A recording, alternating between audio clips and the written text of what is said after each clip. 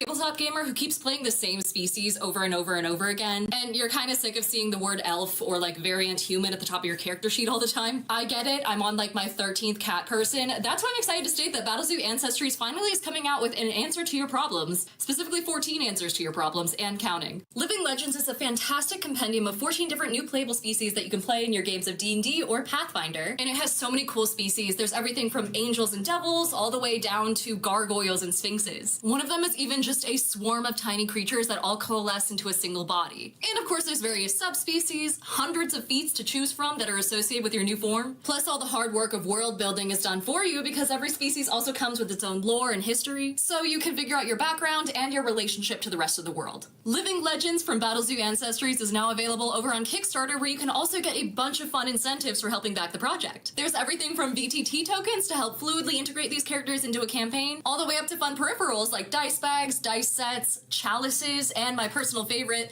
a plushie of a psychopomp, which is one of the species you can play. And if you want to get a good taste of what's to come, you can download the free quick start right away. Head on over to kickstarter.rollforcombat.com to check out these living legends for yourself, and unlock a treasure trove of new fun for the whole party. Which spell? Oh, we're live. Look at that. What? We're Yeah, live. we're live, and we started with the secret of ShadowDark because it's the secrets of ShadowDark stream about the wish spell. Oh, is that how we opened? I was like, blah, blah, blah, the wish spell. Yeah. Yes, we opened with you Yes. talking about how no wish spells, no coming back from the dead, that when you're dead forever and ever. Unless you try to wish spell it, but don't fail your spell casting check on that one. There is actually, I got to send the video out. I saw this funny video. It's actually one of the funniest things I've seen on YouTube.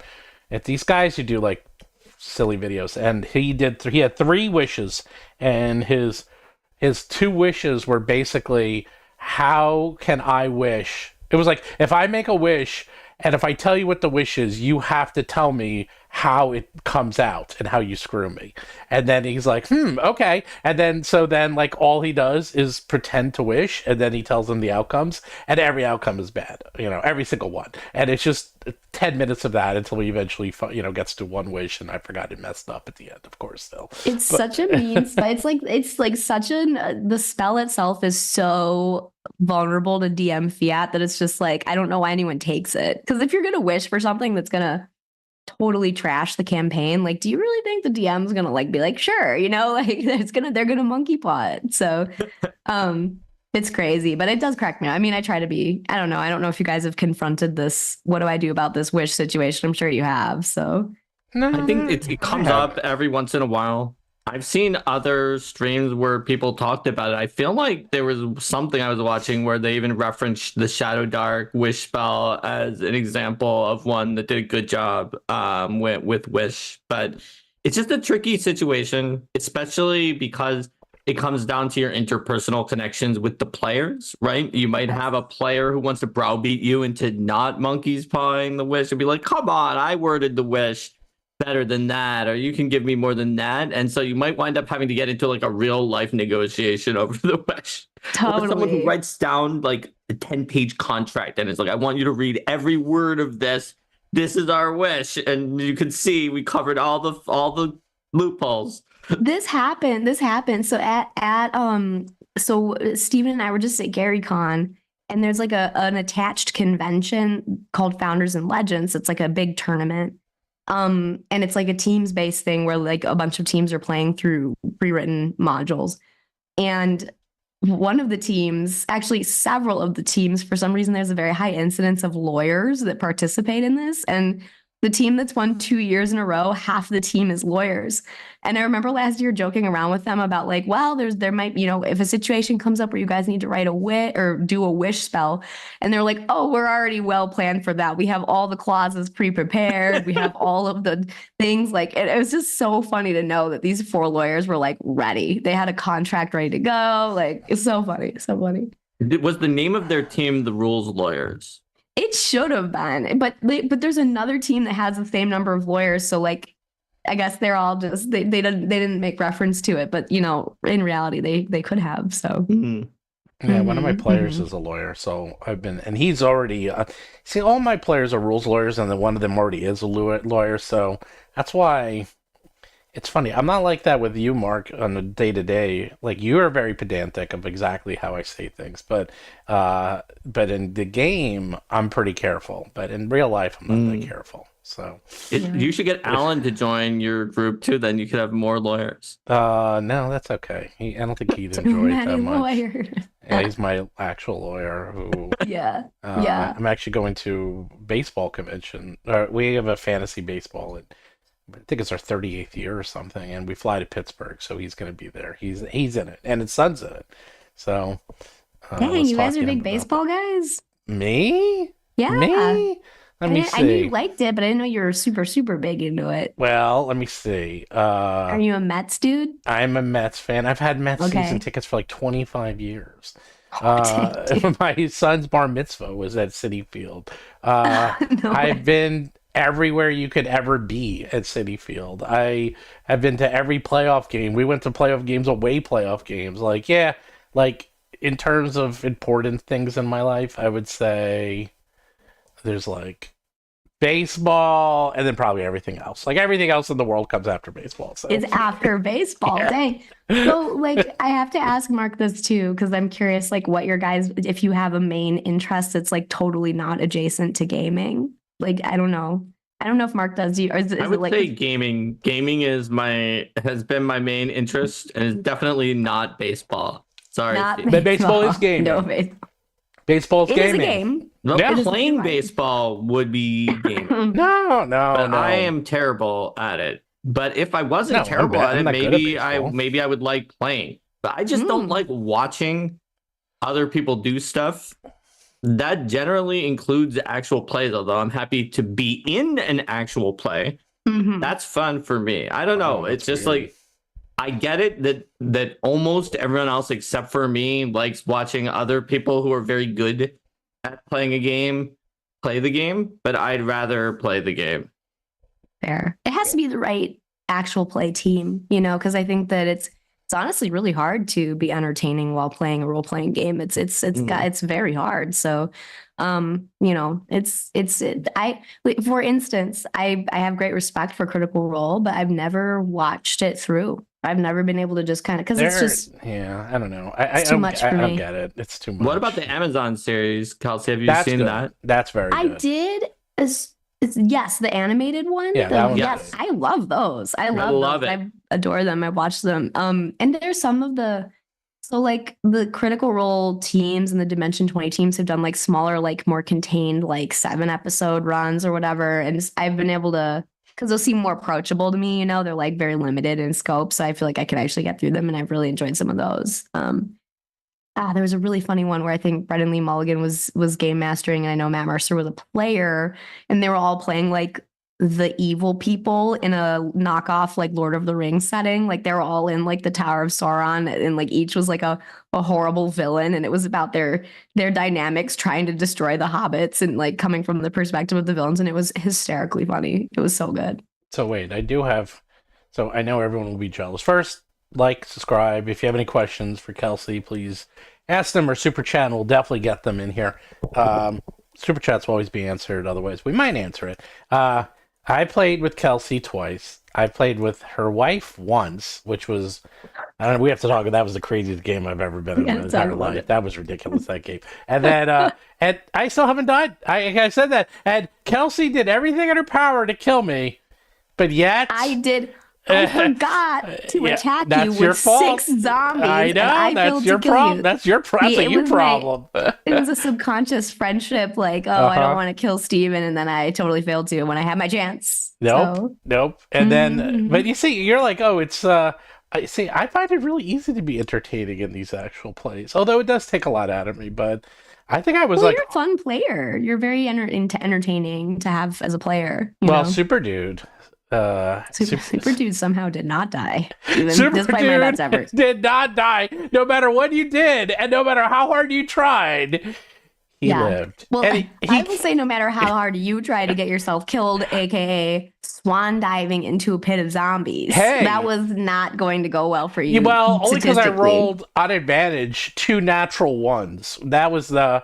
So I swan dive in, she gives me advantage, I roll a 1, and then I roll a 1. So I missed the platform, fell into the pit of zombies, but And took someone with I you. took someone with me. I grabbed like the wizard with me, and he failed his save, so he came Was he in. the one who died? Yes, Yeah, and then he the got zombies his came in and isolated. killed Steven was him. sending me And messages. then I He was climbed over him onto the platform, and then I took out the guard. So I killed 3 people, 4 if you include the PC. yeah, Steven's sending me these out of context messages. Saying he was like, I fell in a zombie pit with Kelsey, and I didn't die, but I killed 3 enemies and 1 player character. So that's why when I Yes. heard that the wizard came with him, I was like, oh, that's probably the 1 player character he was talking about in that random message he sent me that night. Yes. And it's that wizard was Rob Wayland, who's a writer for Forbes. And he's like, this is my ShadowDark experience at this con, is getting hurled into a zombie pit by Steven and then Now dying. there's going to be a Forbes Whoops. article that is just like, Well, he got what into is it. ShadowDark? It's a game where this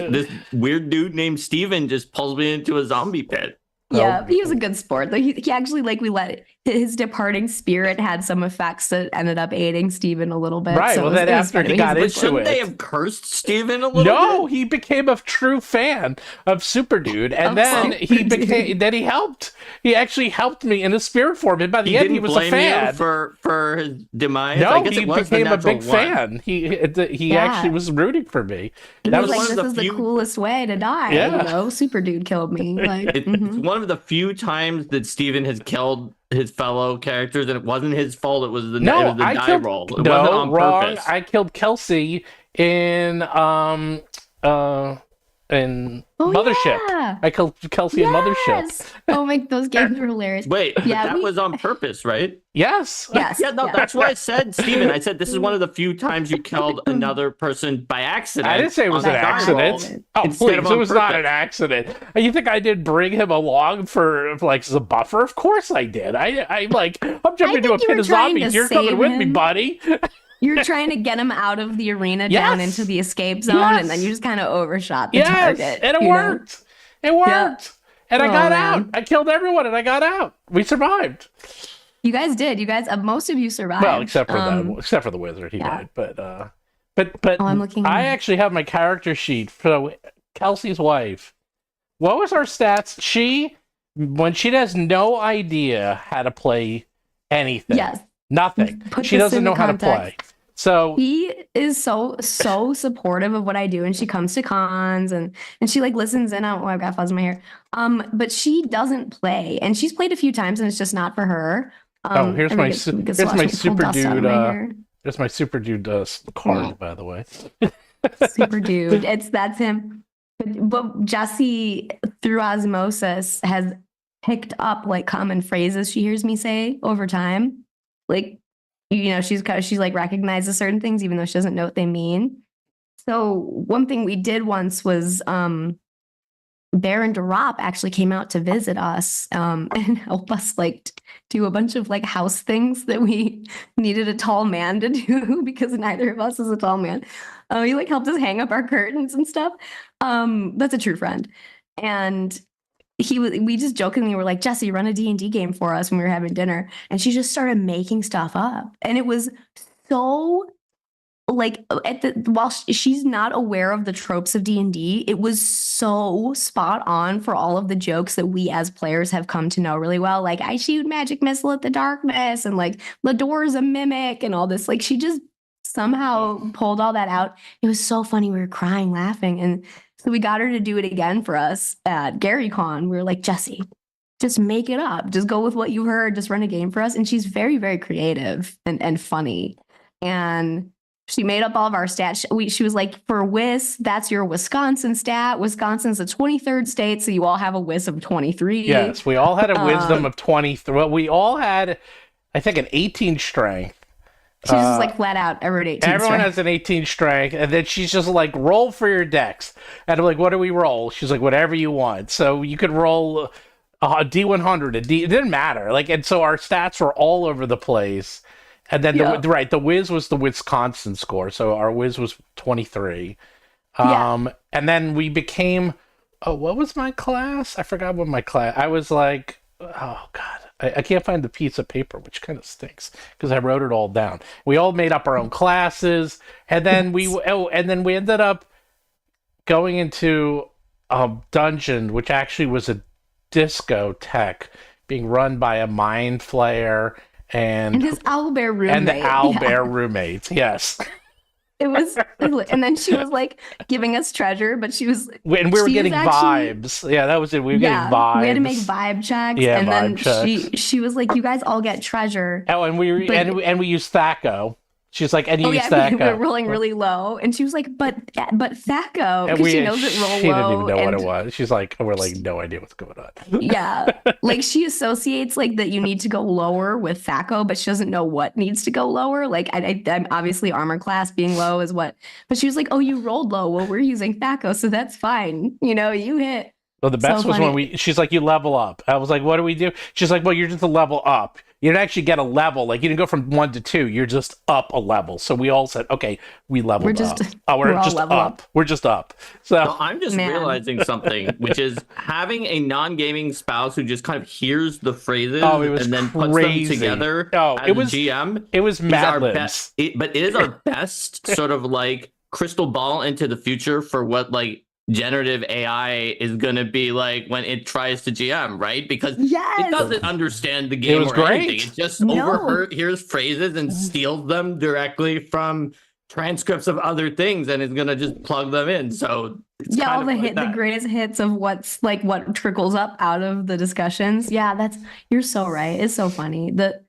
Gosh, I think honestly, every time she does it, it's more and more funny. I will say this as my last comment on it. My favorite thing was that she gave us all treasure, or she was like, "Here's a piece of treasure with rubies in it. All you adventurers are always pulling diamonds and gems out of things." And she's like, "You do not get any XP for this if you deface the treasure." She's like, "You frickin' adventurers defacing treasure. No XP if you deface the treasure." That's right. Prying gems out of it. It was so funny. She gave us all jeweled daggers and then yelled at us and said, "You can't take out the gems. If you use it, then it didn't work or something." So we're like, "Yeah, then there's no XP." I was like, wow. What? She's like, because she understands the trope of like on the player's handbook, the AD&D player's handbook, where they're prying the rubies out of the statue of Moloch. She's like, every freaking dungeon, there's a statue with ruby eyes, and the adventurers are coming here to deface the statue, and it should not be encouraged because art is precious. You know, like it's like she played Living Greyhawk back when everybody was greyhawking the dungeon for the extra treasure rewards. Yes. Oh my gosh. So, well, anyway. I don't know. I think I brown beated her into play because she didn't want to play, and then she played ShadowDark, and then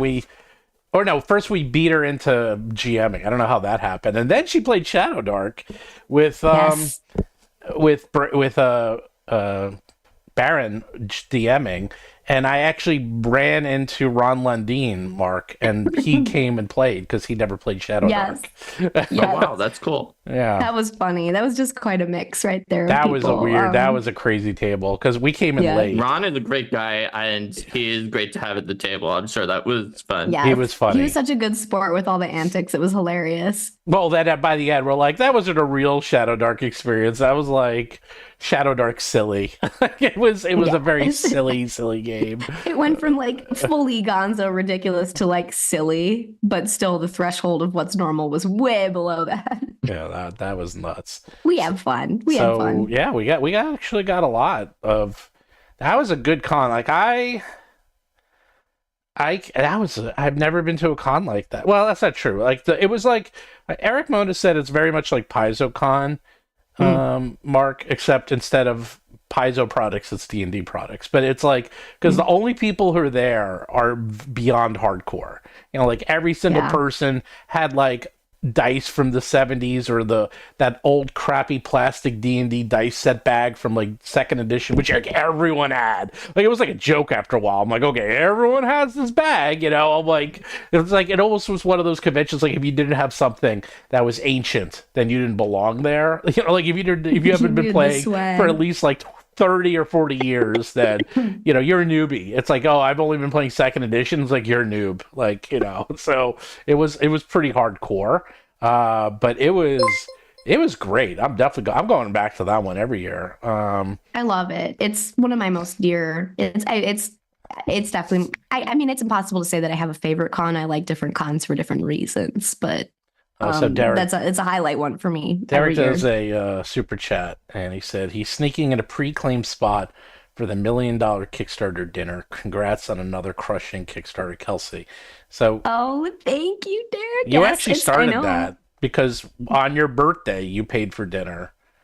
Yeah. Because you had $1 million Kickstarter, and then last year Dungeon Coach paid for dinner because he had a $2 million Kickstarter. So we're like, that's the Ooh. rule. If you have $1 million Kickstarter, you got to pay for dinner one night. So I think it's a fair rule. I love doing it. yeah. We're gonna have to have that Gen Con birthdays dinner for all the people who have Gen Con birthdays, because you and me and someone else who's on the exact same day as you, right? Limithron, who I met in person for the first time at GaryCon, and we were like, we all have the same. We need to all like combine forces. So we talked about merging. Mine's a our slightly different birthdays. day, but they're all always during Gen Con. Yeah, see, as long as you have a Gen Con birthday, it should count. Falls over the con or within a day or so of it should count.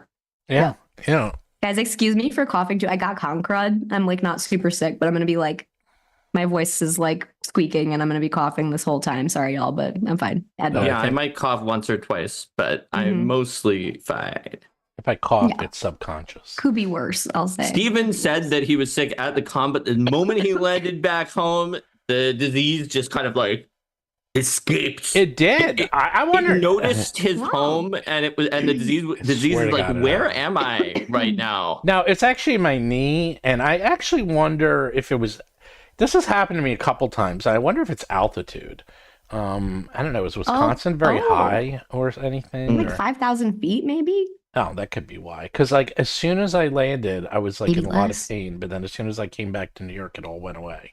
So You're definitely lower to the ground in New York. I mean, no, I'm like, yeah. I mean, we're basically ground level. I mean, or sea level. Yeah. Like we're really low. So Maybe you were possessed by a demon, and your home in New York has been sanctified in some way, or there's a circle of salt or something like that, and it chased it out when you entered. I hope that's so. the most likely explanation. That's it.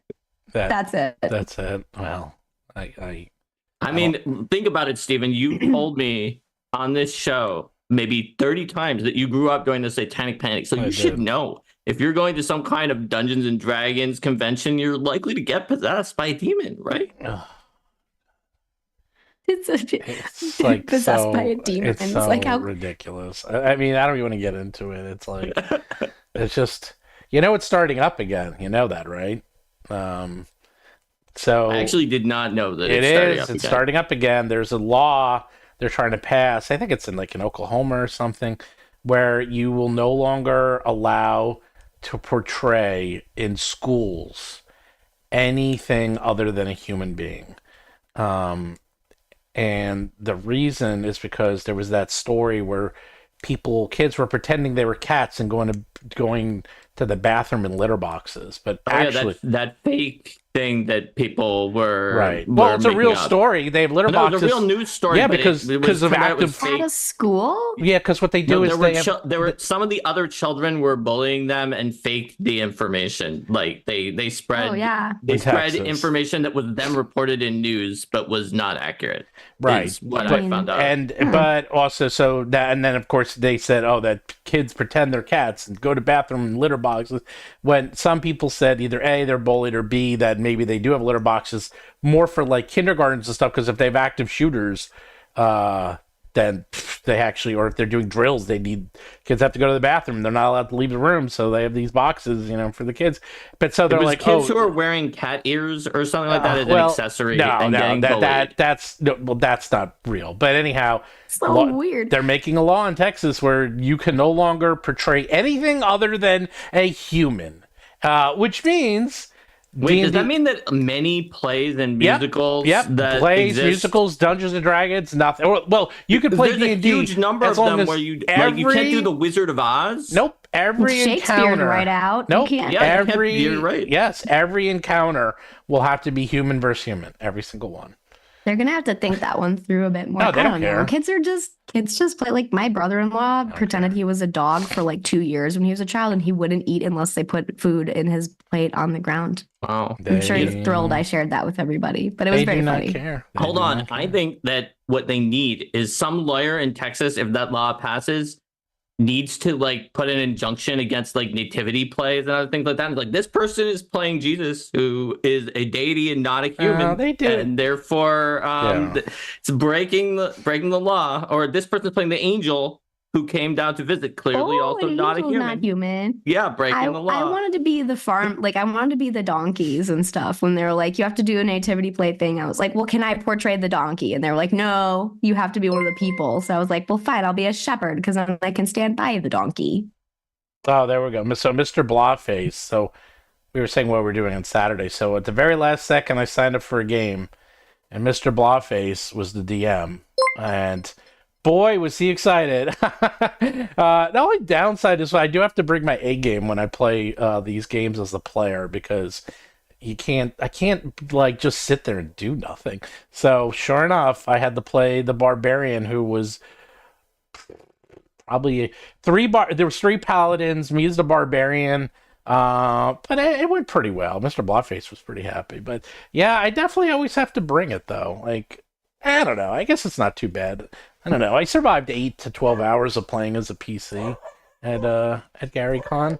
I don't know. I guess it's easier to bring it as a PC than to be a GM. I think it's about the same level. I think I figured out. I think it's easier to be a GM for me than a player. I've said it before on the show. I think I figured it out. If I'm running it, I know what's going to happen. Whereas when I'm playing, especially when it's a game that I worked on, there's some expectation among people who, especially if they're viewers, if people are watching it, that I will correct errors, or else they aren't errors. And I don't want to do that, because that's being like a jerk to correct people in the middle of what they're doing. And so then afterwards, someone will be like, well, this really broken interpretation happened.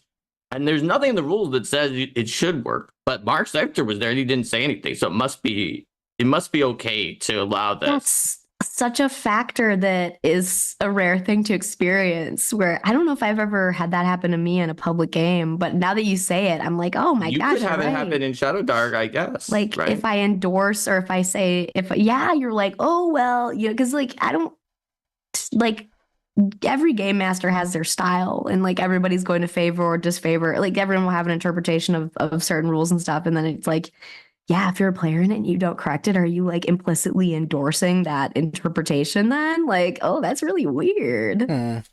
Well, I think I actually figured out. This is the first con I've actually been at where I enjoyed being a player. Ever? I'm never a player, and I'm just never a player. I'm always a GM. Not ever, but let's say I think I figured out because I played so many games. I think I played something like 8 or 9 games. Nice. And that's a lot for me. I mean, that's as many as I play in like 3 years as a player. But I think as long as I was like always on top of it and being like the A++ personality, I think that's sort of the equivalent of being a GM. Because like as a GM, you're already like center of attention and the A+ personality. So I'm like, all right, as long as I'm playing characters that are not passive and just sort of like lampposts, I think I kind of you were very fun to have as a player. You definitely pushed the action, which is like, that's what you want to do in a con game, because you're like, this is our one game in this one moment. Oh, right. Like, you want to try to do as much as you can. Well, that's why I was everyone's like sitting around or spending like 20 minutes deciding what to do. That's just a waste of time at a con literally, in one of the games I played, and people were doing it, I literally did enough talk. I'm like, enough talk. Kick in the door. Let's start going. Like, you guys are talking too much. Like, let's go. Love that. And the GM loved it. He looked at me. He's like, yeah, it's enough talk. I'm like, good. The GM's like, thank you. I know, like, I can't, like, in your home games, it's fine, because that's like you're hanging out with your friends. But even my home games, I mean, it's famous for that. What? All right, bye. Sorry, I was when people have stakes in their home game characters, because they're like, I've been developing this character for multiple sessions, whereas in a con game, you're like, I'm this person once, Yeah, but in my home games, I've said this the story in the past. If they play and we go more than an hour of talking, they're just like, enough talk, let's go. Like they want fights, they want combat. They cannot talk. An hour is about as long as they can go before they get antsy, and that's about it. So Todd Putnam had a super chat to you, Stephen, that said, I think great GMs usually make the best players because they already understand both sides of the screen. Yay! Hi, Todd, by the way. Oh, okay. My big issue with being a player is I was very bored as a player, but strangely, you know what it is? It was bored. I'm mostly bored during combat because, especially when you have 6 players, and it just is like so slow when you have to sit around. But I didn't mind it too much this time. I don't know why. Can I ask you guys something that reminded me? Yes. This is again something my wife came up with when we were having some some talking time with some folks at the convention. She was like, "All right, everybody, say what your hottest take is about TTRPGs. Like, what is your hottest take?" And do you want to know what hers was? What was it? Just to kick it off, to give you guys some context, because I want to hear what yours are. She was like, D&D's boring. She was like, my hot take, D&D's boring. I don't know why anybody likes this game. And I was like, you know what? It can be boring. I have been bored a lot at times during D&D games. So I was like, you know what? You're not wrong. But she's not like a diehard gamer. She's tried it and enjoyed it. But I just thought it was hysterical. But what are your hot D&D takes? Your number one spiciest? Wow. I mean, it doesn't have to be like D&D. It's like fantasy TTRPG as a whole. Well, I actually agree with her because I played in so many public games where I remember I was playing this one game at Gen Con, and I think it was like 8 of us, and the combat started, and it was one of those like I was so bored, and I of course was playing something that. Like a fighter, like I swing my sword, I'm done, and then everyone else is taking forever. And I would go, and I remember like in an hour, I think I did like 2 things. And this was before everyone had cell phones, by the way. So this was like pre-cell phone, smartphone. It was like pre-smartphone. So it wasn't like you could sit there on your phone and just goof off if you were bored. So I was just sitting there like thinking to myself, okay, I am wasting hours at Gen Con doing nothing. I should just get up and leave. Like of all the things, like this is not a place where you want to waste time. And I get that. Like I definitely see that is that it can be extremely boring. But you know what? I don't know. Like I hate to say it, I think that's the GM's fault. I think it's both the players' fault and the GM's fault. The players, if they're bored, they have to start getting more active outside combat. But if combat's boring, that's definitely the GM's fault because they got to move it along. They got to make it keep going. So, what's Mark's hot take? And my hottest take on TTRPGs is that, and it's not specific only to TTRPGs, but definitely is there. There's just a lot of people who are out there who are going to tell you they have the one true, right, correct answer to something, or that their way of doing this is right. Whether there's someone who's on a message board and is going to make a giant like anger argument against someone else who has a different take or viewpoint, or they'll, post a video and be like, this is the correct way to do this and anything else is wrong. Whereas I believe that what's right is what's right for your group. And your group's social contract that can shift depending on which players you're playing with, or even just the context of, like we were talking about con games versus an ongoing campaign. It changes so much and it's sad and very upsetting how many people will literally get angry with each other or even start like rage-filled flame wars over who is right and who is wrong when they're all right. Yes, and they're all wrong. Gamer table flip fight over like an interpretation of something. Like, yeah, that's a thing. The chat's sharing some of their hot takes. TTRPGs aren't games, they're rituals. Ooh, hot take. Dungeons are boring. Ooh, these are hot takes. No, dungeons are boring. They can be. Oh, I like dungeons, but it has to be like I think that the conception of your standard dungeon has moved so far away from the original intent of what a dungeon was that it's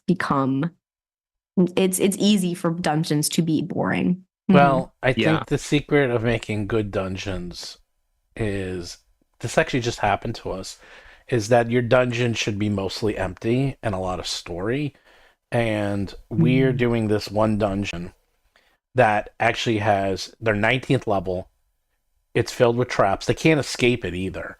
And everything in there is just like God level death. And they are going through it so slowly and so scared. And they're like, but every room has history and notes and it tells the story of what's going on, and eventually they're going to fight this final person who's like in all the lore. And they're actually up to the final boss. Oh, they didn't fight it, Mark, because someone was sick, by the way. Okay. I asked Mark how to help me because there was something really weird in that. It's terribly published designed creature. Yeah, and it like is terribly inconsistent designed. with like which type of thing it's weak against between two completely opposite things. One of which like almost no party would have, and it can't be killed without having that in the stats. I was like saying to Steven, like, what is going on here? And they're level 20. Weird. It's a level 23 creature with 2 level 19 ads, and they're level 19. And I'm like, they're never. Oh, they're actually level 17 ads, but it doesn't matter. Like, they're never going to beat it. In Pathfinder, they just won't. I was going to rewrite it. It's definitely beatable, Not with their except for the party. fact that it literally cannot die unless you bring like a type of thing that heroes almost never have, like evil damage. It was really ridiculous. But anyhow. Interesting. Yeah, it seems like a definite gotcha baked in, Yeah. you know? But at the end, they were like, they were saying them, like, they were like, oh, we love this dungeon because this dungeon, it's like not every room has a monster. And then some of the rooms even had monsters, but they would be talking to you, or they're hanging out, or they're there as guards, but you had a way to get past them. So if you messed up, they would then attack you. So they were always on edge. And that was actually what they also said. They said, here we are, we're 19th level, we're literally gods, and we're still like scared to death. It's like we should be like going through here and just like owning the place, but they're not. And that's what made them enjoy it. So, yeah, I think traditional dungeons. We had a question. Yeah, we had a super chat question because, all game designers are always thinking of what they would do differently next time. So Tiger Eyes asked Kelsey, what would you change or modify in ShadowDark now, given feedback and post-publication thoughts? Pick one thing. You don't have to list everything. I know designers always have a laundry list.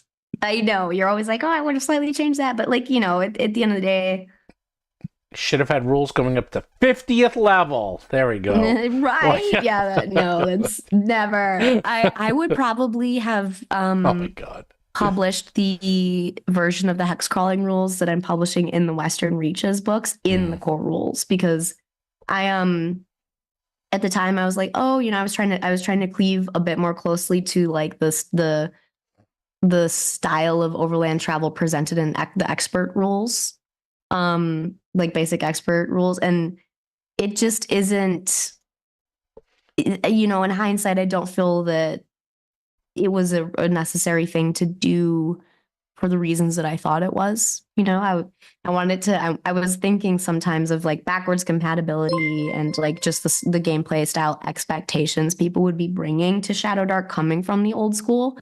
And I think that those were not the right reasons to make what I feel is a not as good hex crawling system as what I'm presenting in the Western Reaches. So like, yes, you can use the one in the ShadowDark core rules totally fine, but I personally don't use them. I use the ones that I'm going to publish soon. And I would recommend people consider those if they are not having as much fun with the ones in the core ShadowDark rules. It's to each their own. So. So we got two different super chats that are both kind of more on the Kelsey and me side of with dungeons where they can be problems, and they're against Steven, who says that they're always boring. Todd Putnam said hot take, high stress, fast-paced combat, and lowbrow juvenile jokes make for a great dungeon. And then Derek specifically started by saying Steven is wrong, winky emoji.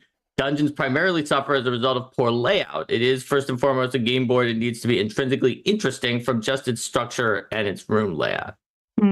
Yes. I remember, I just wrote an essay for Women Games about like how to, like when you're writing a dungeon, don't write a don't touch museum.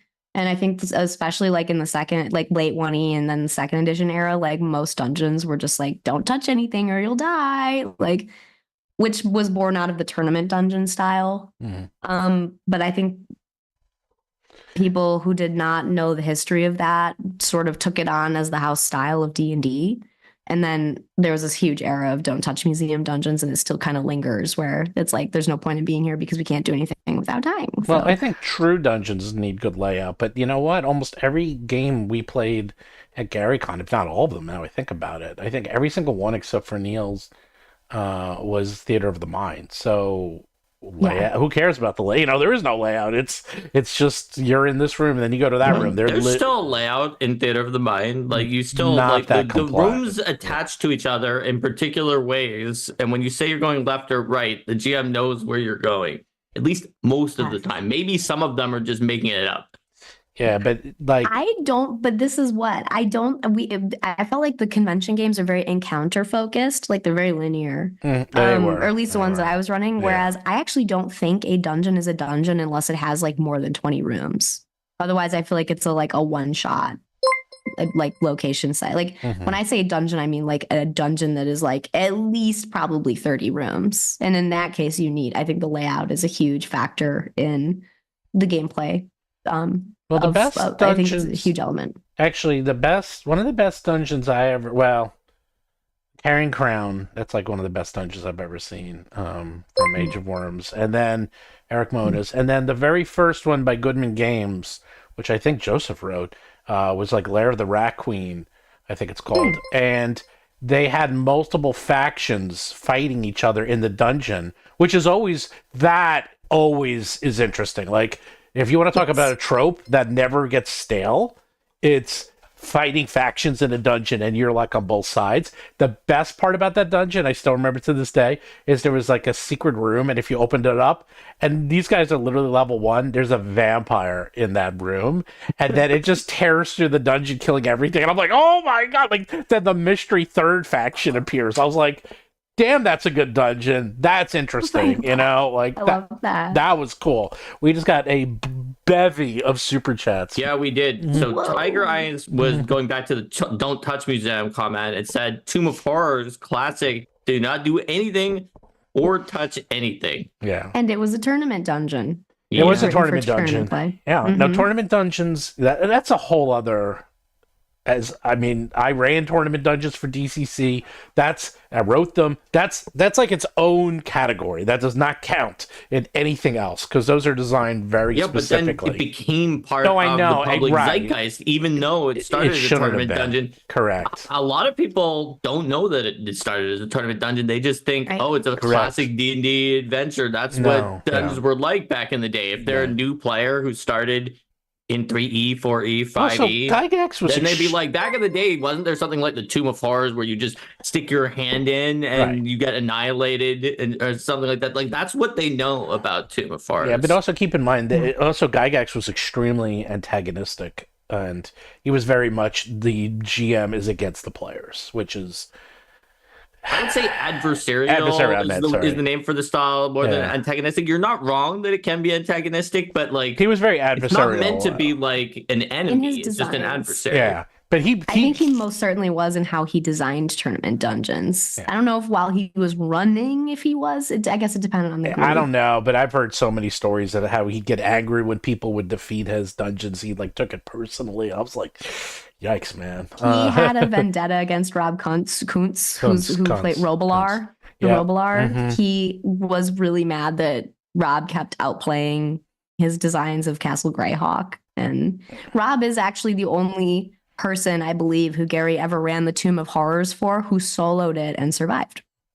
And so Rob drove Gary nuts. Drove him nuts. There you go. Mm-hmm.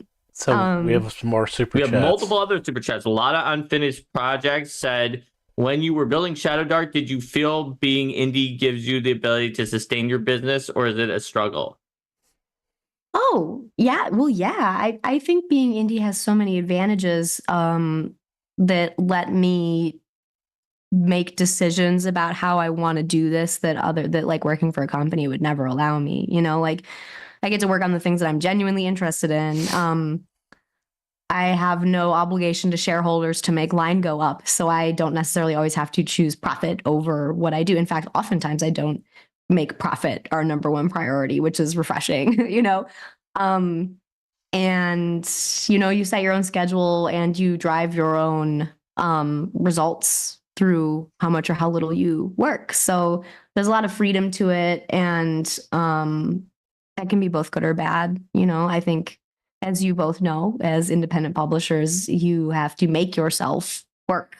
And if you don't, obviously, you're not gonna be long for your career. So I think it's good and bad, but ultimately I am so thankful that what I do is not for a company that has shareholders that require that we formulate all of our decisions as the ground level factor.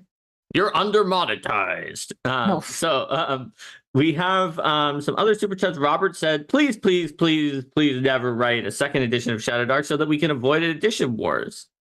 I have no desire to write another edition of ShadowDark. Like, no desire. I'm sure that throughout the years, maybe we'll release some errata clarifications to the rules, but just like how everybody is always coming back to Basic Expert as sort of their like core old school system, like that one has survived a really long time. And I think that new editions are created more for financial reasons than for the benefit of the community. And that is my opinion.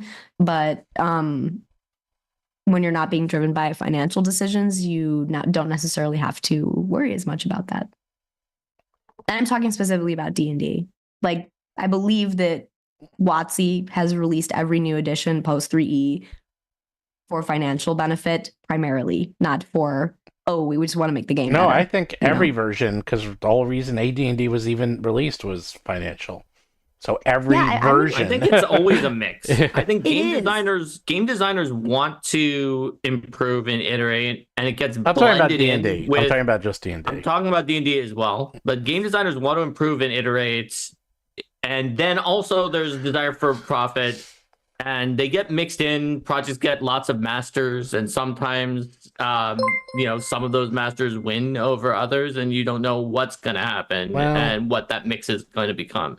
Well, 5.5 definitely, 4th definitely was for profit. AD&D was definitely for profit. 3.5. I think second edition was maybe the only one that wasn't explicitly. Yeah. Second might have just been for the love of the game.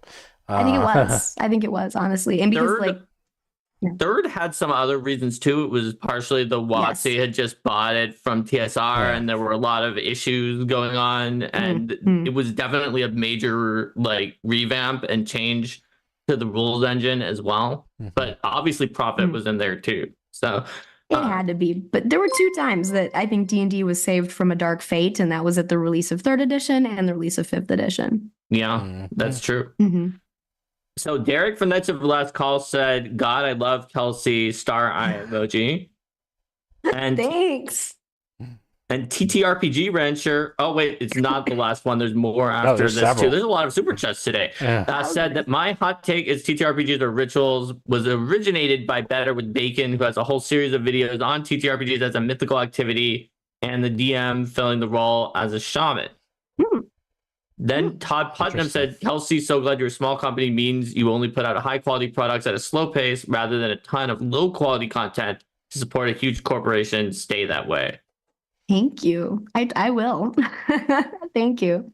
And the last one, and we actually caught up on super chats for now, is Tiger Eye saying, Kelsey, what is your personal favorite edition of D&D or AD&D? I am an old timer, so played first edition AD&D on. That's so hard to say. I mean, that's actually truly difficult because I appreciate something about every single edition. I've played all of them. I started during 2nd edition AD&D, and so obviously that one's special to me for that reason, but I really learned how to play during 3rd edition. So that one is also special to me. Although funnily enough, if someone was like, we're going to play any edition of D&D you choose, the last one I would choose would be 3rd edition, but or maybe 4th. So at the moment, I think that my favorite edition is probably D&D Basic Expert, because I think it's so approachable and foundational to the OSR. And that's primarily what I write for now. So probably that one. Probably Basic Expert. Yeah. I thought you were going to say Gamma. Not a very exciting Gamma answer, World. but Top secret. There we go. Gamma World. My favorite game is the Dragon Ball Z role-playing game. There you go. There you go. No, just kidding. You heard it. Oh, no, but everyone's going to say that. It's really bad. We could just clip that. I'm clipping that. All right, Kelsey. I'm going to get... I want your opinion on this. So you got to help us. This is you helping us. So we have our Kickstarter coming out in 2 months or so for And we're coming out with a whole bunch of things for ShadowDark. Now we have color. We're going to have a lot of black and white, but we have color in our ShadowDark. We have color. But it's the style of, it's like a Goodman Games type style. I'm actually using the same artist. I actually found a couple of new ones, but it's a combination. It's not quite Goodman style. It's kind of our own style. It's more of a 70s pulp is what I'm actually going for, which was funny because that's what the style was, but it's a modern 70s pulp. Is it okay to have color in ShadowDark, Kelsey?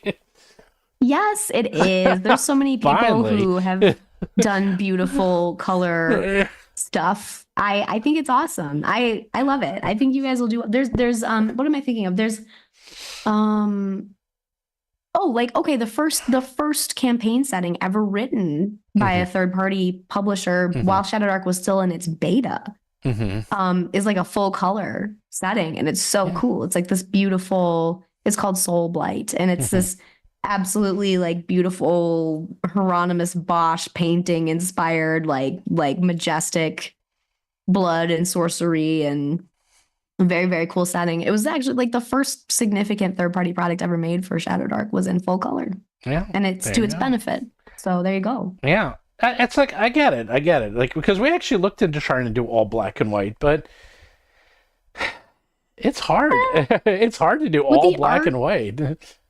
Yeah, with the art as you guys are using it, like turning what was color art into black and white, and you said this, Stephen, it kind of betrays the vision of the artist it created, and it doesn't work. So no, and not only that, I couldn't find artists who wanted to do it. On top of that, it's like they did not want to take original art and turn it into black and white, and they just felt like they were copying someone else's work, and I was like, oh, okay, I guess that's not an option. But then you have people like Pirate Borg, because they do color, but you see, they do it in such a way that you almost can't tell because they do it, as they drop everything that came with it. I've had many discussions about this with Luke, because Luke's like, oh, you should do it all in black and white. But he has color in his, but he has this kind of watercolor type but it's done in such a style that it almost feels like black and white, because he does a lot of duotone. That's why he does so much duotone that it feels like a black and white. But we're doing actually, see, this is a good example. We're going to do pop color. So what we do... I love that. Yeah, it's like a spot color where the monster's in color. Everything else will be in black and white, so the monster pops. But then the rest of it just contrasts it. I don't know. It's funny because people are like giving me crap on that. I'm like, come on, guys. Really? It goes back to my hot take, though, Steven, doesn't it? Which is that, like, there's some people who really are convinced that there's one true way to do things. And if you don't do it their way, then you're wrong to them. That's just how it is. Whereas game designers usually aren't like that. And it's why, like, you'll often see situations where you'll have, like, wars between, like, the fans of certain games who are, like, very up in arms about the fans of other games or something like that. And then, like, the designers of those games play the other game and are friends, or, like, they know the people. Right? Oh, like, it's been a thing. Yeah, that's a thing. I've experienced people at Wizards that, weirdly. Play Pathfinder, and people at Paizo play D&D, and they're friends with each other. But there's definitely, like, members of the fandoms who aren't happy with each other, right? And it's all part of that same thing that goes back to what I was saying before. Now, there was another super chat from Tiger Eyes that said, "Kelsey, I appreciate your time and pleasant demeanor. How tough a GM are you?" It's hard to imagine. Oh, that's so nice of you. Thank you. She wasn't that tough when I played with her. She was pretty nice. She even let me live. For the players, like I don't purposefully like pull punches or anything. I will sometimes accidentally. Did you say you've never killed anyone in ShadowDark, or what did you say? You've never TPK'd? I've killed so many. No, wait, you never TPK people. Oh, you did TPK? No, I have TPK people, but not often. Like I think I like to give the players difficult challenges with solutions. I mean, doesn't everybody? I never try to back my players into an unwinnable corner. But like, I kill players pretty regularly. I didn't kill too many people at this last GaryCon.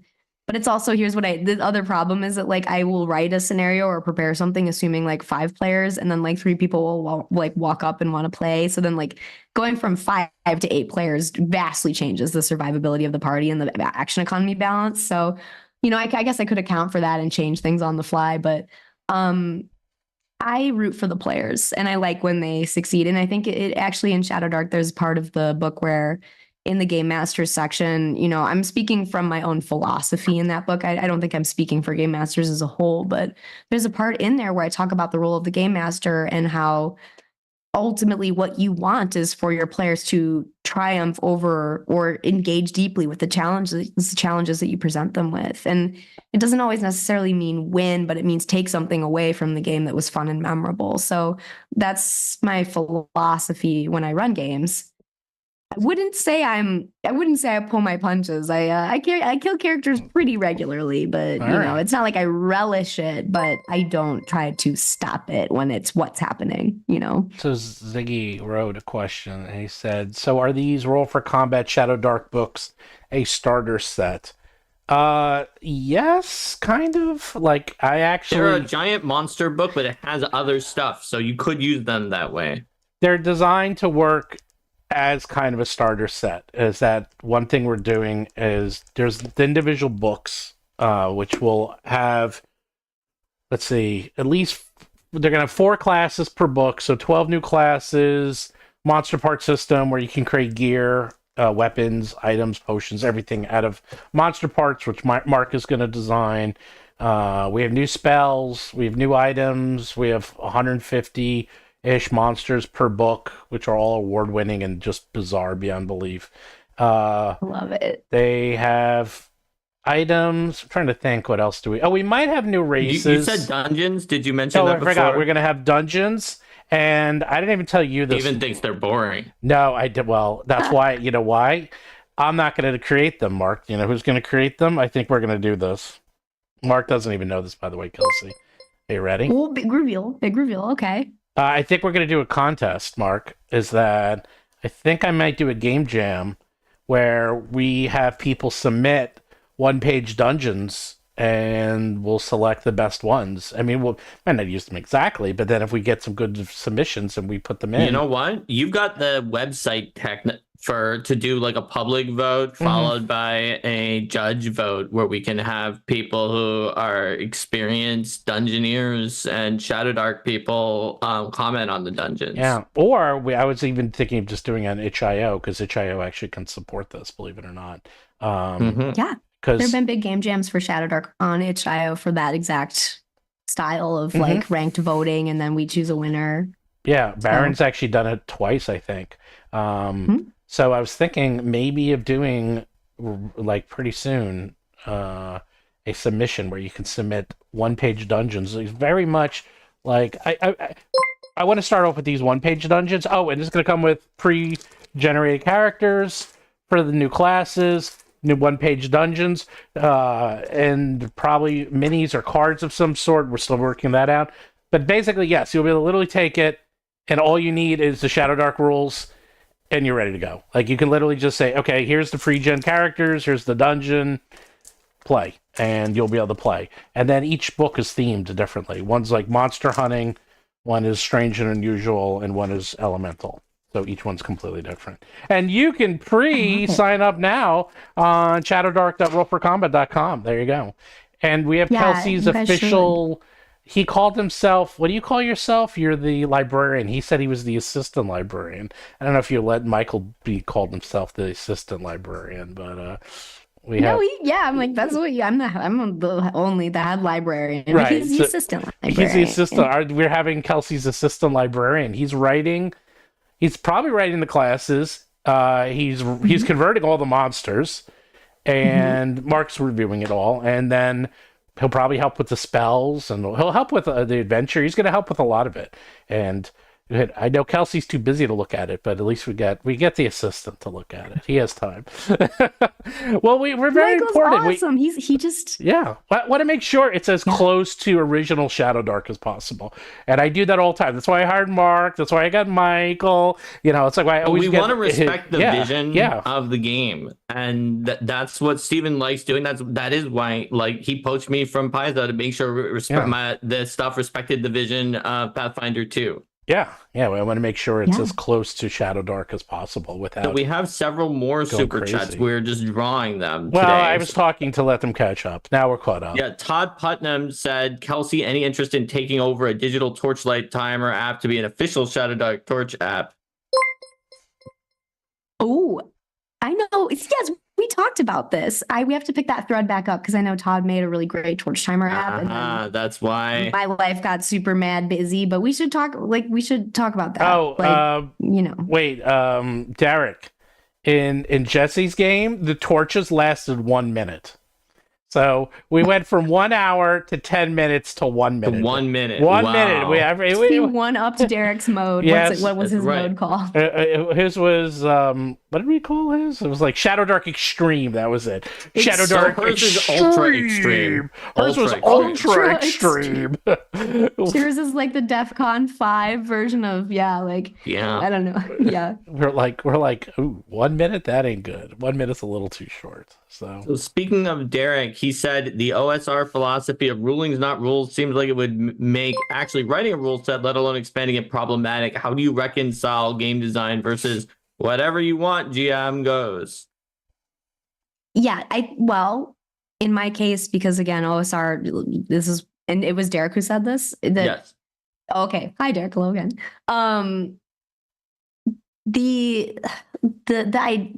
Leaving space for rulings, which is sometimes kind of jokingly referred to as a fruitful void, is like oftentimes just as important as the rules that you do define in an old school game, because you are requiring the game master to engage with interpretation, which is that's not always wanted or the case in all game systems, but I think that it's viewed as essential to the sort of flexible gameplay style present in basic expert and old school style games.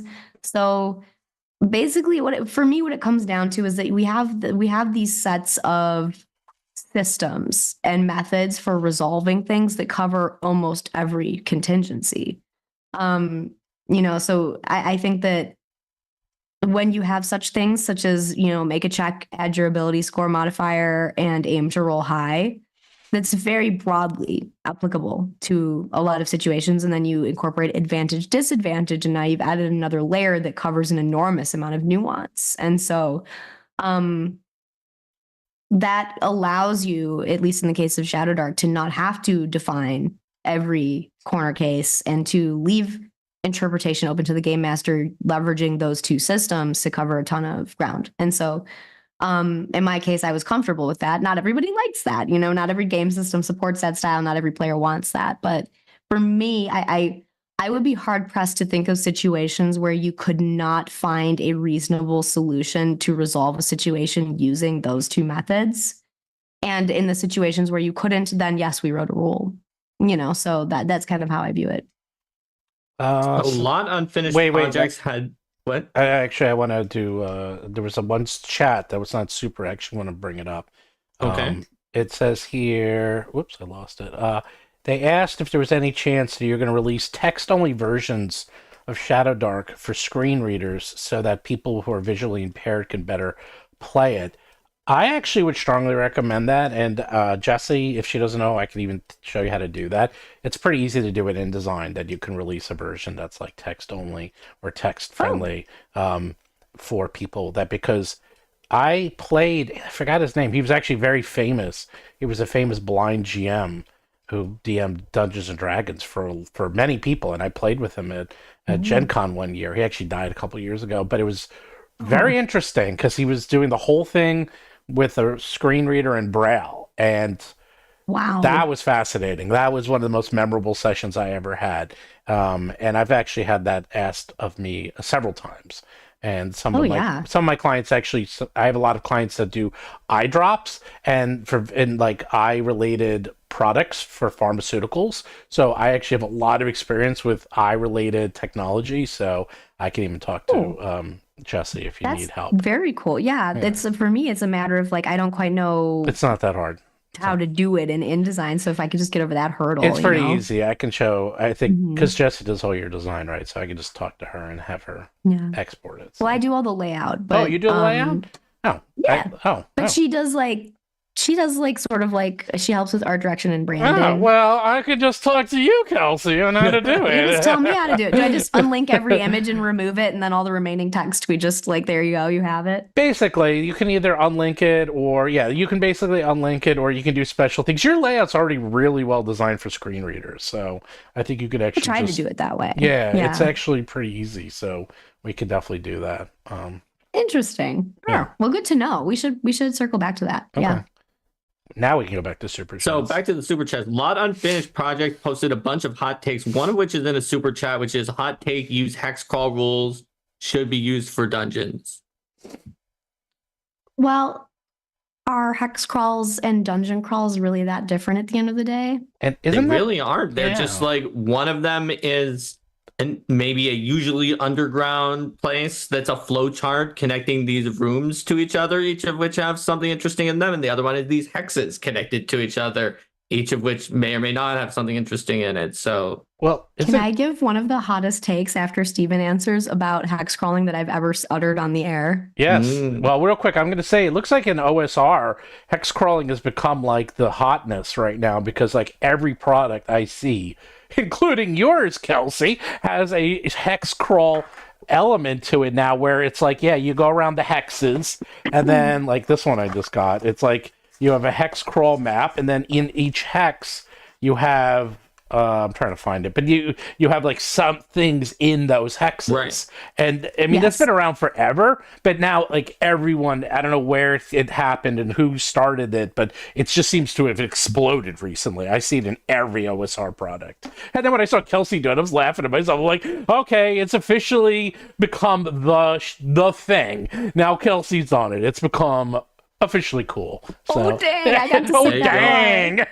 dang! Now it's So cool because we want Kelsey the did hottest it. hot take from Kelsey now. This is the deepest cut.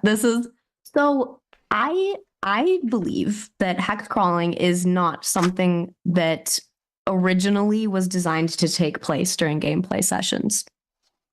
And this is one of the more spicy philosophical delves into original D&D that I believe is true is like a baby. that downtime, in my opinion, based on the source material we have coming out about how Blackmore, the like original version of D&D, was created, I think that hex crawling actually did take place during downtime, and so its rules were meant to just be a little bit more of a facilitation towards setting up the next session. I think that D&D has really lost sight of that fact, and people assume that hex crawling is something that's meant to be played out as a part of the session, whereas I don't think it was ever intended to be that way, and I don't think it's meant to be the kind of entertainment you're expecting when you sit down to play an actual session. So like I'm way more in the field of like Brownsteins and West Marches were actually the way that original D&D was run, where you're using actual real time between sessions to play out downtime activities such as traveling to the next destination you're going to.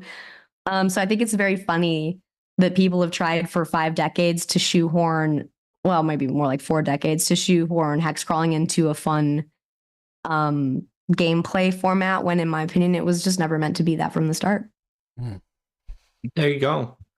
There was another hot take in that set of hot takes that I just found interesting about how since elves live for a long time, their portrayal is weird.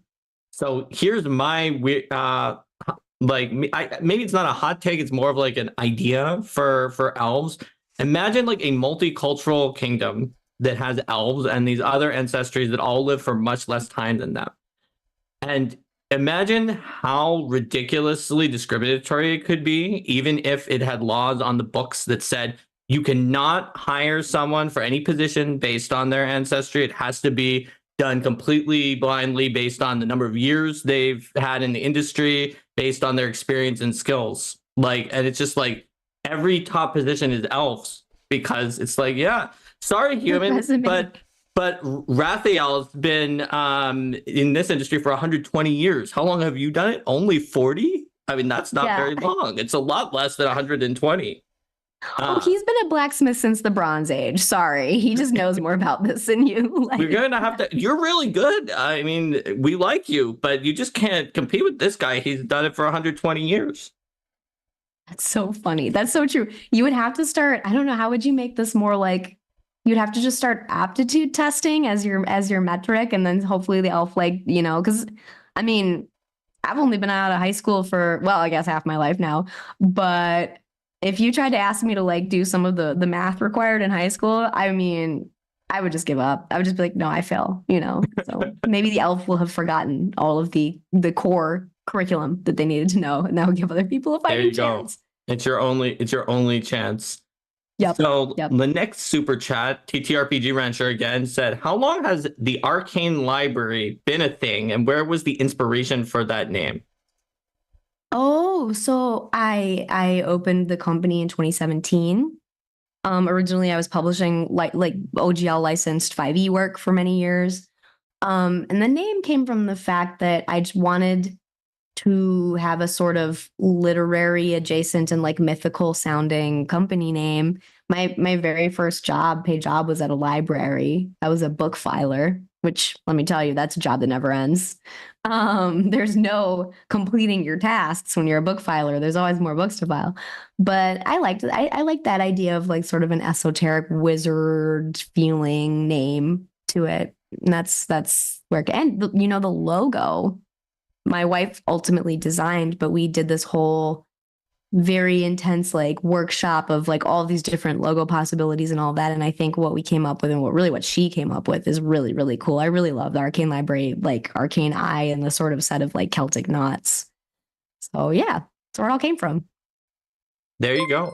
Awesome. So there's a few more super chats. Tiger Eyes said, Stephen Mark, glad to see you supporting ShadowDark. Thank you, Tiger Eyes. Derek said, just to challenge this hexcrawl explosion, back when we were talking about the hexcrawl explosion, I will now dedicate myself to creating a ShadowDark mega dungeon instead. We need that. We need more mega dungeons. There was it's funny because there are like eras of what's popular in the old school space. And I feel like 2 years ago it was mega dungeons, and like this year it's hex crawling. At one point in between, it was like Dark Sun. I don't know. There's always these like bubbling up of interest in specific corners of gameplay style. And I'm going to try to do my part and make Braunstein's the next big thing. Really? No, you're not. Mm-hmm. I'm totally going to do it. I'm running one at Green Dragon Fest, which is Baron Durop's like gathering convention thing. I am running a ShadowDark Braunstein. Really? I don't even know if I'm going to that. I still got to find out if Baron's having me. He keeps saying I am, but I don't have any paperwork, so I guess I should find out soon. Email him. I've talked to him 100 times. He's like, I've been so busy. I'm like, all right, well, you might want to let me know. He was at the con too, and he was just like crazy busy. He was everywhere. Yeah. He was everywhere. Everywhere. Okay, last super chat, then we've caught up again. Mr. Blawface says, hi, Kelsey. What would your advice be for someone new to running ShadowDark? What would be the differences between ShadowDark and Pathfinder or 5e or a game like that? Where would one start? Thanks. Yeah, well, okay, so if you're coming from already knowing 5e and Pathfinder, I think you're really set up for success in a lot of ways. Like the resolution systems are similar. When you're running a game, you want your players to roll high to overcome situations. I would say my biggest point of advice to someone coming from that background would be in ShadowDark, you really don't have a skill system per se. Like you would be relying on ability scores to do like what would be called a skill check in 5e when it comes up. But my biggest recommendation, this might be the biggest challenge for new ShadowDark game masters coming from other systems, is that auto success is a thing that is intentionally baked into the game to be used often. So there's a little, I forget, I think it might be on page like 82 or something, but there's a section on when to roll or when to call for a check in the game master section. And you really want to familiarize yourself with that because all three conditions in there are meant to be true when you call for a check. And a lot of the time, the players are not going to need to make a check to succeed at something. Like you have to have like time pressure. There has to be a chance of failure, things like that. And so, like, if you're just exploring the dungeon and you're like, I want to throw a grappling hook up and climb up to the next level on that gargoyle up there. If there's nothing that would really be causing you difficulty with that, you're not being attacked by monsters, you're not fleeing something, there's no time pressure, and it's a simple enough check that you don't need great skill to do it, that is just an auto success. Like they just do it. Like wizards don't have to roll to read magical runes for the most part. They can read them. So you have to really let go of the like asking for a check for everything in ShadowDark, because as it's intended that characters only need to make checks kind of when they're under duress. So there you go. We did it. We did it. Now, actually, I find ShadowDark pretty, well, I don't know. We've been playing so long. It's like, I guess we're bad people. Your wife has to run ShadowDark, like real ShadowDark, Kelsey. That will be the test. We need to. I don't know. She know. Can't be constricted to rules, even a rule light system like that. She just cannot be stopped. She has to be able to make it up. I know. That's what's so fast. Actually, I have not seen. I am very curious how the long-term ShadowDark campaigns go, because obviously I've played lots of pickup games and small games, and it works very well there.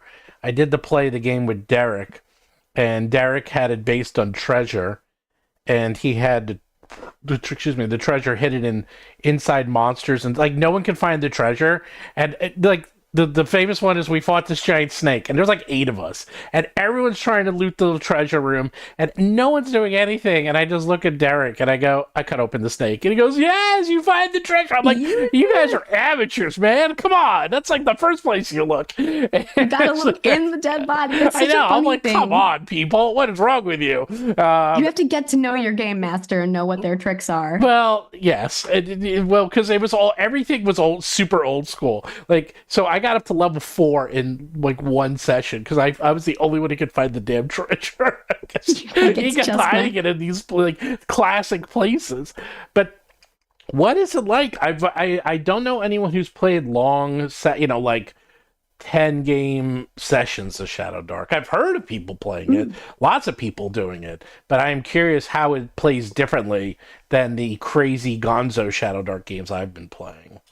Or at least what's your experience been? It's kind of, the players, I think survivability really jumps at level 3. Oh, like we talked about that's a huge jump right there. And then the players, I think, start to get a little bit more, in my experience, a little bit more brave about going out and seeking danger, and it's a sort of shift in the style of gameplay, but dungeons are still the same. I feel like they're just more resilient when they go into them. And, I think magic becomes more impactful, same as in D&D. Like wizards become extremely good at 5th level. And players or the characters, because the math of ShadowDark is so flat and HP gains are so constrained, I mean, even like a 10th level character sometimes has only between 20 and 30 hit points. So they're still very much at risk of getting their butts kicked, but they have a lot more resources for getting themselves back in the fight. So I guess it could be said that there's a little bit more yo-yoing as you go up in higher levels, like in combat. Like, getting knocked to 0 is usually not going to kill you. But I actually think one of the strengths of ShadowDark is that the gameplay style stays sort of the same up through 10th level or so, when magic just becomes extremely powerful, and that's about where you have to cut it off and be like, okay, the game is sort of, there's really not much farther from here unless you want to delve into like epic feeling play. So it's still very dungeon focused all the way through. I mean, you could die from falling down a 60-foot drop at 10th level easily. If your team can't get to you. Is there going to be a way to learn spells other than finding scrolls, like during downtime? Yes. Well, there is magical research is something I'm introducing in one of the zines in Curse Scroll 6. There's a lot of updates to or expansions to downtime options in in the sixth zine that's currently on Kickstarter right now. Awesome. And hey, in ours, the monster mage class can learn it from defeating monsters. Nice. Yeah, see? We'll see how that goes though, because I know ShadowDark monsters also have spells that are like not designed to be the same as spells that PCs use. So that will be, I think what's going to happen with that, and obviously we'll talk it over with Michael, is something where like you collect these tokens from the monsters and you use them to cast spells. That's just how the thing works in D&D and in Pathfinder. But I think in ShadowDark, there's always a natural one effect on spells that are different for a spellcaster. So maybe it's that like the token breaks. So it's like, did you get some weird effect like teleportation from one of those mage enemies from the original ShadowDark Bestiary that is like outside of the realm of what players can do? Great. You can use it for a while, but eventually it's going to break and then you can't use it again.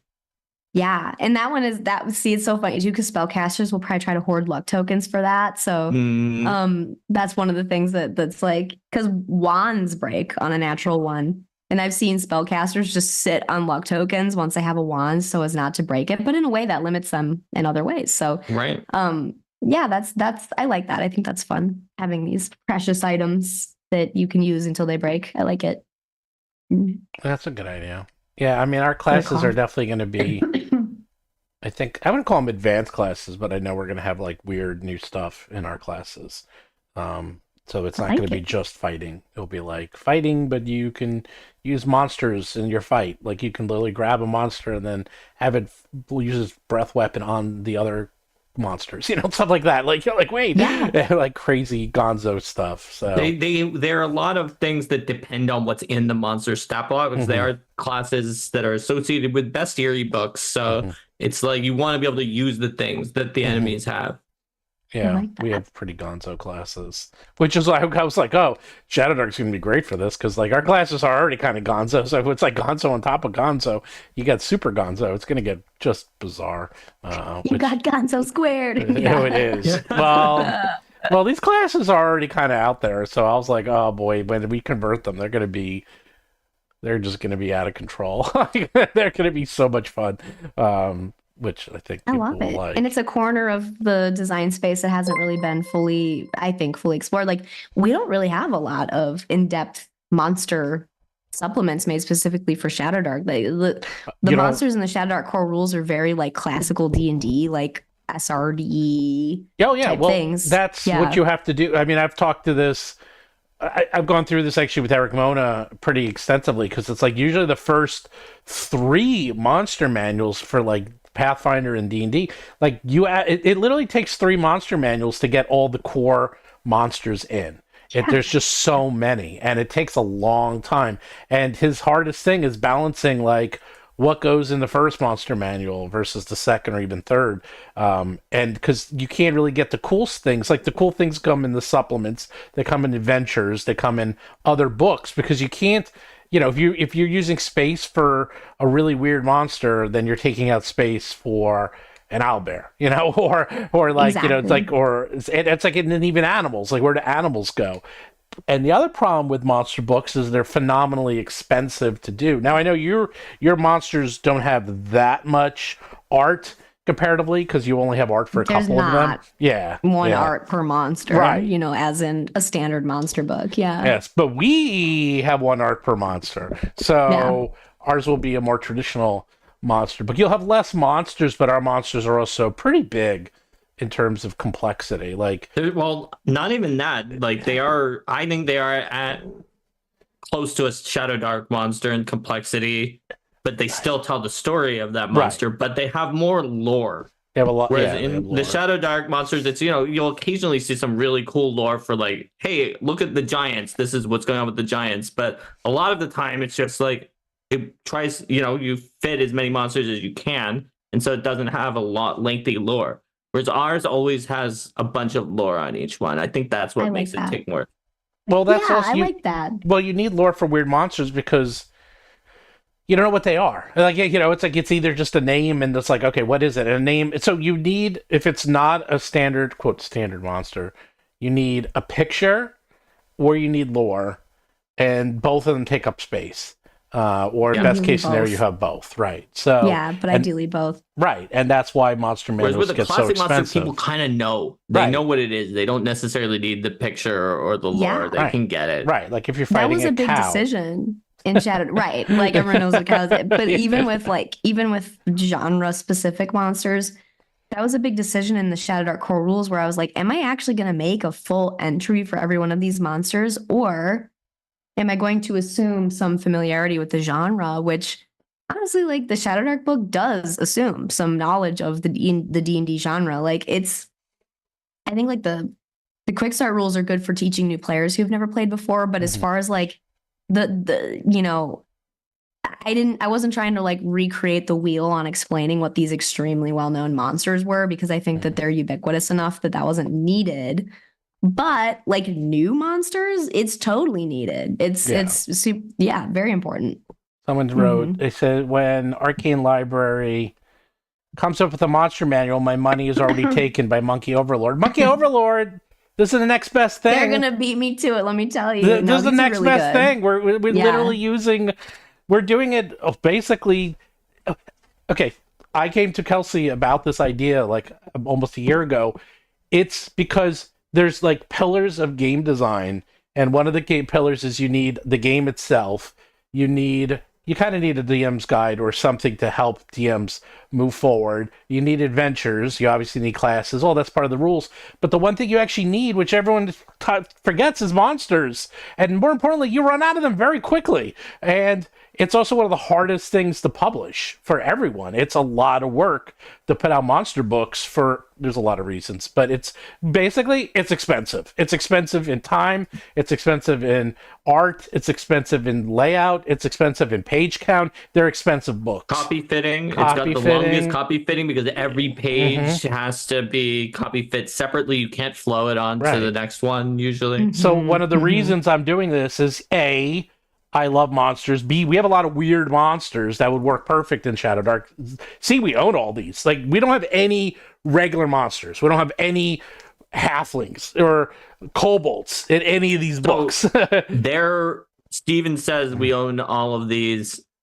There are few that are based on a family that is an OGL family, whereas we own the specific monster that is within the family, but there are some things my God, on fine, you're right. Okay. Well, we own the monsters themselves. Yes, they're like, right, yes. You're right. But the vast majority, we just own everything. Yeah, we own everything. But the point is that they're not like, 99% of these are weird, unique monsters. And then this will help the ShadowDark community because you're going to run out of monsters. And more importantly, they want to see monsters. And these books are the toughest books to make by far. They're hard. They're very so hard. And not only that, they just take forever. Go ahead. No, I was going to say, like, they just take a lot. And even when I read through your book, it's like, you have to have monsters for levels 1 through, the monsters go up to level 30. So it's like, okay, on top of that, there's levels. You need monsters in 30 levels. Like, it's just so much work. And you need hundreds and hundreds of monsters. And do you guys want Kelsey to spend her time writing monsters? Or doing Western Marshes? I'm like, probably let her do her thing. Because we could do monsters. Like, we could do, like, other things. Let her do what she wants to do. Coming up with the new rules. Yeah. Like, I'm not going to come up with new core rules. Except Monster Part System. That we're going to come up with. But everything else is yours. Like, you need to come up with the core rules. And the problem is also, if we come up with it, it's not official. Like, we can come up with 20 new rule sets, like you said, but until Kelsey comes up with it, people might not use it or abide by it because they don't see it as official, which is just, it's just the way things are. Mark probably runs into this, right? Where people are like, I've noticed that when Mark makes something, people are like, this is canon to Pathfinder, obviously, because you were like developing Pathfinder. But one thing that I find interesting is that I think that the third-party community for ShadowDark is very enthusiastic about developing rule subsystems. And I think that it's hard because they're sometimes met with skepticism because they're not coming from me. But I'm like, well, there's some really excellent stuff out there that's been developed. Like there's a mass combat system for ShadowDark that I use that is excellent called Hellmarch. And I'm like, I didn't write this, but I consider this like essential to my own games, you know? So yeah, I think it can be hard for the third party to be taken. It's very hard because they want It's to. very tricky, and it comes no matter how much the first party company wants to support. No matter how much you say you use that mass combat system, or when I worked at Paizo, no matter how much I said I love third party products and named ones that I thought were excellent, people just don't. And it's not entirely irrational. It comes due to the fact that people want to have a simple basic rule to make their purchasing decisions for, or to complete their collections. And if the simple rule is easy to say, anything made by company X, which is the main company, is a yes, and anything else is a no. That's so easy. Whereas once you start saying, well, wait a minute, then it could become a slippery slope. And this causes problems because, as obviously as I know and you know, as the games designers, we make mistakes. So I want people to be questioning the design that Paizo puts out, or that I put out while I was at Paizo, and that Arcane Library puts out, and that all of us put out that are doing first-party stuff. I want people to be questioning that and third-party stuff, and choosing what works best for your group out of all of those, rather than like the other half of the problem is just assuming everything in the first-party book is totally fine, even if it looks busted and like it would break your game. No, it probably will. It might not be a mistake. It might just be your game is different in the meta, but. Right. That's so true. That's so true. And so I'm glad. I mean, I think that the fact that you guys are doing a monster book, I think monsters are so deeply approachable. I think they're very well accepted as third-party creations, especially because monsters, and to me, are really strong adventure writing hooks. You know, like oftentimes I'm trying to get adventure ideas and I'm leafing through a monster manual. I'm like, oh, this would be a cool, like, bad guy behind this. And oh, these monsters pair nicely with it. Now we're creating an ecosystem. So I think that, yeah, I think that of the material that is met with the least amount of skepticism, I certainly think it would be like monsters and adventures, probably. So I think it's wise that you guys are making some nice monster material that I hope I can't see any reason why the ShadowDark community wouldn't take it as quality design, especially knowing your guys' history and your skill level and with Michael helping out and doing a lot of it too. So, you know, we bring in cred from the ShadowDark community on that. Yeah, which very few people, I mean, like, I know you guys take very seriously bringing in designers close to the or in fact the designers of the original systems to try to keep that continuity. And I don't know anybody else who does that, honestly. Yeah, I don't know why. I mean, that's the first thing I always do. People want to do things themselves, right? That's part of the fun for a lot of people of making their companies, that they want to write it. Whereas for us, we care about faithfulness to the system like a lot more. That's one of your pillars of design. Yeah. So we got more super chats while we were talking about that. Wow. Oh, yes. So I think only one. A lot of unfinished projects wonders, what is the biggest challenge when starting your own company? It was not stated who it was for. It's probably for Kelsey, but Steven had started his own company too. Yeah. I don't know, Steven, what do you think? Ugh, where to begin? Taxes. Yeah, I'd say taxes. Having to had it started my own company just to be a contractor for Steven, taxes is definitely a challenge, but there are some advantages to being a small company once you have dealt with the challenges of being a small company too.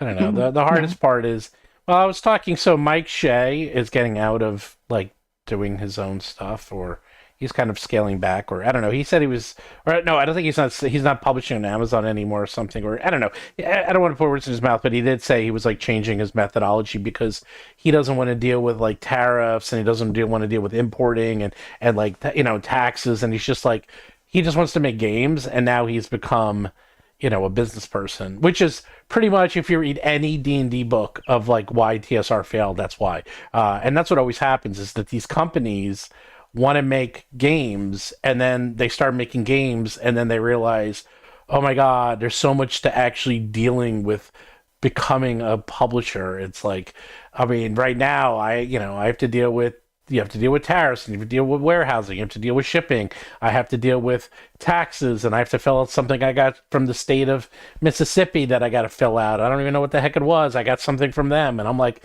and it's just endless. And if all you want to do is make games, then either you have to do this stuff or find someone who does it for you, or you have to pay someone to do it. And you know what? It sucks. It's sort of the annoying part. I don't mind it that much. So, and I am not in it. I don't write the games. That's the thing. Like, I am in it for the creative aspect of making products. Like, for me, I like making products. So I don't have to worry about making the actual rule sets. Like, so to me, I'm happy doing what I'm doing, which is why actually Mark and I probably work so well together, because Mark likes to do what he does and I do what I do. So I think that's it. Like, if you're getting into this and if you know for a fact that you hate the business aspect, you're going to hate this. I mean, it might take a while, but you're going to hate it. Trust me. If you can't find someone to do it for you, because it's inevitable. You have to deal with it. There's no way around it. So. Yes, I think it's funny because I think I kind of have a blend of yours and Mark's roles. Like, you guys each kind of cover separate sides of stuff, and I kind of have a more mixed role with all of it. Because I'm both the writer and the publisher and the business owner and all of it. And I really honestly I genuinely enjoy both things. I think that creating a product is extremely fun, the creative outlet of writing and developing things. But I also find getting things into print, getting it distributed, getting it to people, understanding the printing process. I think it's really interesting and fascinating and empowering to realize that your fate is really in your own hands and that you can make business decisions that, ultimately become such important things. I really enjoy getting to bounce between two. I think if I was only doing one or the other, I would get sick of it. Even with writing, like if I was only ever writing, I might be like, oh, I need a little bit of a palate cleanser. Like, I need to kind of point my mind towards a different problem to solve. So some people, like, taxes can be kind of annoying and stuff, but it's also really gratifying to figure out how all of that works and like solve it and be like, yeah, like I completely understand all of the weird annoying tax codes and nexus taxes and how to file them and when to file them and how often, and like the state's different and that one's different. I don't know. I think it's very empowering to overcome those things and master them. By the way, some very important questions. Actually, I do want to answer these. These are business related. Will third-party authors be able to use monsters from the Roll for Combat books? Yes, they're all OGL. Everything we will have will be OGL. I mean, I think some of the lore will be protected, but that's kind of standard for OGL, right? Yeah. Whereas the protected content is like the lore and the names of characters, right? Or like the fact that the monster mage is named Zara, right? Is the one on the cover. You can't own Zara. No. Steven owns Zara, right? But you can make monster mages all you want. But yeah, you can put, that's something else. I can't emphasize this enough. This is designed so people in the community can use it and then make their own adventures. Yeah, write your own third-party adventure.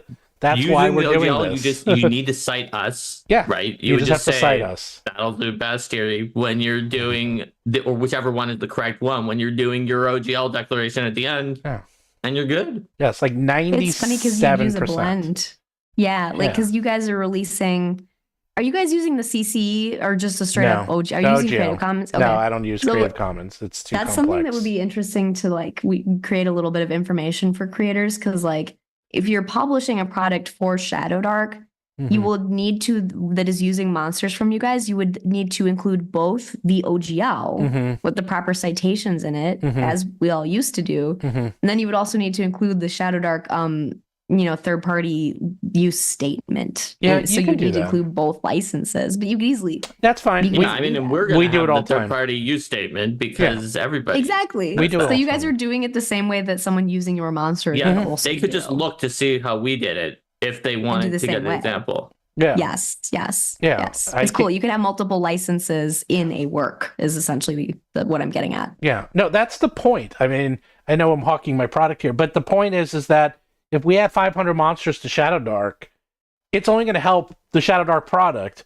because now more people have more options and they can just concentrate on writing if they just want to do an adventure, which a lot of people do, they can just write the adventure and then they can take monsters for something else. Like Kelsey was describing before and just reading and daydreaming and thinking about ideas, and one of the monsters just suddenly gives you an idea for an adventure, now you can publish it, right? Yeah, that's a huge benefit. Yeah. And that's actually why the monster books always do so well, because adventures really are a lot of people's gateway into these games.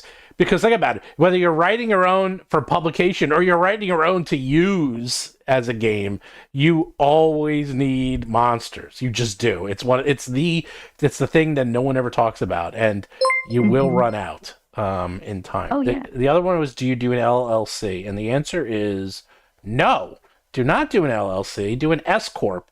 If you can. I will get into the math, but LLCs are okay if you're small, but once you get bigger, you really want an S Corp. It's more expensive, but it scales, and it's more expensive to your taxes, but it scales way, way, way better. I won't go into all the details. Yeah, you declare yourself as an S Corp. You may technically also be some other small kind of company if you're only one person, but you make that declaration, and there's a variety of, instead of it going straight through, there's a variety of things that get taken off before Social Security and Medicaid, and a few. I think you can take 20% off the qualified business. Is it earnings or income? QB something. It's income. Anyway, there's other things. That's when you get an accountant. Income. That's because when you're first starting, you should incorporate as an LLC. And then once you hit a certain income threshold, you should have an accountant at that point who will be like, hey, it's now more financially advantageous for you to file your taxes as an S Corp. So Correct. I am an LLC, but I declare my taxes as an S Corp. Yes. And so that's, and then you kind of, for me, that's the best of both worlds. But I would not start out as an S Corp unless you're starting out making seven figures. Well, no, you only yeah. need 6. You only need 6 or very high 5. And the reason why is, and you're absolutely right, Kelsey, essentially there's no point in being an S Corp, and it's just a waste of your time if you are making at or less than what is considered the standard average that a game designer would make. Yeah. Right. In the industry. Right. However, because other than like Wizards of the Coast and Paizo, because of the union, has gone up somewhat as well, most places game designers make very little. And so if you, for some reason, are making more than very little because you have a Kickstarter, you have other means, then it quickly becomes possible for the S Corp to be good. But if you're making like, I don't know, $10,000, $20,000 a year. Yeah, then you do an LLC. Then you should not be doing an S Corp. No. Just a complete. Let me rephrase that. waste. If you're doing 100,000 or more, you do an S Corp. If you're doing 10, 20, 30, do an LLC. And actually, when I started my company, LLCs, and they existed, but they weren't a thing until.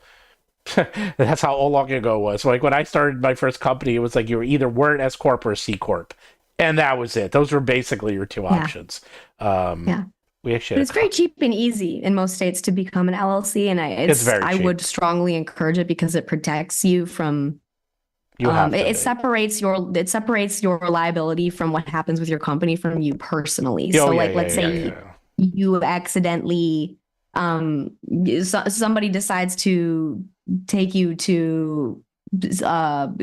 for infringement. They're like, oh, you're infringing my, and then you have to defend yourself. Like if that were to go badly for you, it doesn't target your personal finances. It would probably just harm your business, but don't infringe people's stuff. So by the way, someone says some licenses don't let you mix and match, like OGL. Actually, there is a trick because we are mixing and matching OGL. You cannot mix and match OGL. You can't mix and match. You can't mix and match. It's impossible. If you're publishing like a magazine or something with multiple articles, or you can do sections or non-interconnected sections, correct, that are not interoperating between the sections, and it's just like this is done. Now this section is beginning. Like if you had like a compendium of adventures for ShadowDark and an orc game and 5e and whatever, orc explicitly allows you to do that. Yeah. It's like, that's fine. You need to make it clear which one is the orc one. But you cannot mix OGL, and match and you just say can't. this book is both orc and OGL at the same time. No. That you cannot do. No, but we There are do some publish licenses that are both. not cross compatible. Yeah. Yeah. Well, OGL isn't actually. That's the big issue. I don't know a ton about orc. And by the way, I should say nothing that I'm sure any of us have said in this should be taken as legal advice. We're not Yeah. lawyers. We're not accountants. We're not lawyers. We're just We telling are you none what of we these do. things. Official I'm advice. just telling These you what are I personal do. experience.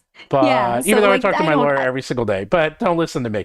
Yes. Don't listen We to have Steven. lawyers. You should also talk to Steven's lawyer if you want to know for sure. True. I didn't talk to him today, though. Did I? I don't know. I wish that I had begun working with an IP lawyer much earlier into my career, because I was like, lawyers are for rich people, and like no, like lawyers can be affordable based on what you're doing. Like depending on what you're doing, like I would encourage people to register trademarks sooner than later if they're going to make a game company or something. Like that kind of thing didn't occur to me until it was past the point where I should have already been considering it. And like it can be kind of expensive to do some of these ground level legal things, but it's much better to have that squared away before you need it than to realize you need it and that you did not do those things. Someone asked, is the monster mage like the blue mage? And the answer is yes. I was responding to them while you were saying that in chat. Yes, it's literally they're a blue even mage. known in world as Azure mages. They're blue mages, literally. They They're are literally blue a blue mages. mage. Oh. So, in fact, if you look at her, look, if we didn't have color on our You wouldn't know ShadowDark she was book, a you wouldn't be blue able to mage. tell You that she's a wouldn't know blue that. mage. You say? She is standing next to Kelsey in the overlay, and you can't tell she's a blue mage because it's a black and white. Oh, right. picture. Well, that's the black and white version of her Yeah. in the There you go. You see, we have both. I'm actually having our guys. It's a pain, and they hate it, but they're doing it. I'm making them do it both black and white and color. There you go. And so this way, So we have got the two best more of- super chats. I saw. Oh, So you did. one of them said, I joined in when you mentioned a jam. Can you recap about the zoo books and the jam sign up? Wow, I knew I was going to should have announced that. The quick recap is that those books that Stephen keeps flashing constantly at any excuse Hey, man, are what do you want from me? ShadowDark books that are coming out in a couple. The Kickstarter's coming out in a couple months. Mm-hmm. They're full of hundreds of monsters that are being converted by a team that is like, it's mainly Michael, the assistant librarian from Arcane Library, who is doing a lot of it. I'm looking over it too to make sure it keeps to the Battlezoo spirit of the creatures. And it's also going to have like some classes in there, some other content for you. And potentially, Stephen hasn't locked this in yet, but we were going to thinking about doing a dungeon jam to have people submit dungeons to be part of the project as well. Yeah, so And they would be dungeons that would be presumably using our monsters. So I'm not sure logistically how that would work, since the monsters would not be out yet at the time of the jam. If Stephen runs the jam before the books are out, I guess it would involve people looking at like the 5e or Pathfinder versions of the monsters. I'm not sure. And guessing what they would do in ShadowDark well enough to build the dungeon. We can This is why replace I'm them. saying it will probably happen, but we can't be sure. As often happens when Stephen brings something and it's like, even Mark doesn't know. Here's this idea. We haven't always necessarily worked out the logistics or timing at the time, but it's a really good idea if we can get it to work. Well, I wanted to You can release them. Yeah. I can like release 20. some. You could be like, here's 20 monsters, make your adventure with one of these or something. But then they would all have to be the same 20. It would be so sad. Since It's there's gonna be, limiting. like 20 is 600 limiting. monsters or something like that. Well, we Yeah, have been it's true. releasing 2 or 3 a week. Michael's been releasing 2 or 3 monsters a week Yes. publicly. So this was the idea. So we're going to have adventures of this size. These are the Kelsey's adventures. And I didn't want to get bigger than this because I wanted these to be quick and dirty con adventures, or adventures that you could do as a pickup or as an intro. Because put it this way, it's a lot easier. I can make long adventures. That's no problem. Long adventures are no problem for me. Trust me. In fact, short adventures are trickier, in my opinion, than long ones. And I always try to get the community involved. In almost every project, I think pretty much every single project, except I think maybe one, we have had the community involved with in all of our projects. Everyone except I think Indigo Isle's the only one that we don't have direct community involvement with, but all the others we do. And then I was trying to think of something, and I was talking to Michael, and I was like, oh, wait, maybe we do a jam for a dungeon, a 1-page, 2-page really, dungeon, and we have a site that will make dungeons for you. It's actually also an itch.io, and you can press it and it just does a dungeon. I was like, maybe one of the rules is you use that so you don't have to worry about drawing it if you don't want, and then you have to populate and then write the other side. And that's it. And then the best ones will buy them from you and give you credit, and then you'll be in a book and forever remembered for the rest of your life. And then when you go around cons, you will literally see people playing your adventure. I mean, I think that's pretty cool. That's the crazy part. That's the crazy part is when you see people playing your adventure, I still get like, I can't believe they're like, oh my God. Well, that happened at Gary Con. Or playing your monsters, because we've done monster contests and people are always seeing people playing their monsters, or they're using it as to start their career as a game designer as some of their first published works. Well, Kelsey and I used the same team to run our adventures at Con. We use Lurking Fears, and the goal is these will be run at Lurking Fears. Like, I will literally have these adventures, which will be perfect for 2 to 4 hours, run at Lurking Fears. So you will see your adventures run. That's what It'll be great. Yeah. Speaking of that, Mr. Bandana Head has sent another super chat that's a little weird. It says, where do I go to publish free ShadowDark content? I have an adventure about a pirate lord named Admiral S. Glicker and his mad alchemist named the Seifter. Oh, there you go. Not kidding. Great. Thanks for all the three of you do. Great. Well, okay. So we apparently You've been monsterized. I've been monsterized by Mark. Mark's already monsterized me before in the past. That's true. That's true. Well, because Steven actually gave me like a super chat on my channel to make a player character. He said he wanted it to be him. And so he's like, I want this character to be me. And so I just created a fantasy character that was based off of whatever I could Google about Steven as the character, and named them Ice-T Von Glicker. Von Glicker. Wow. That was horrible. I love it. This was all based off of Google. Don't you know Steven somewhat? Or no? I'm just kidding. No, it was all based off of Google. And it was for him. He was watching my channel. And don't trust me. Now that I've been on this channel for long enough, I could make a character that's based only on memes he's mentioned at least 6 to 12 times on the show.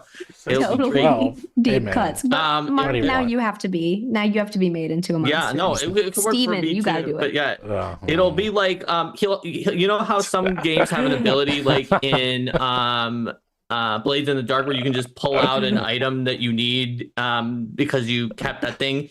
Steven would have an ability to like pull out his humble brag item that's appropriate for whatever the situation is at the current moment. It's like, are you doing something about ShadowDark? Let me show you. I've got this special ShadowDark book that was signed by Kelsey that was only given out to a few people. And you mean this one? I have a Black Lotus. You see this? Right, I do have a Black Lotus. I'll put that in as my bookmark for this book. How about that? The rarest of the rare. I'll have a Black Lotus as my ShadowDark bookmark. How about that? There you go. There you go.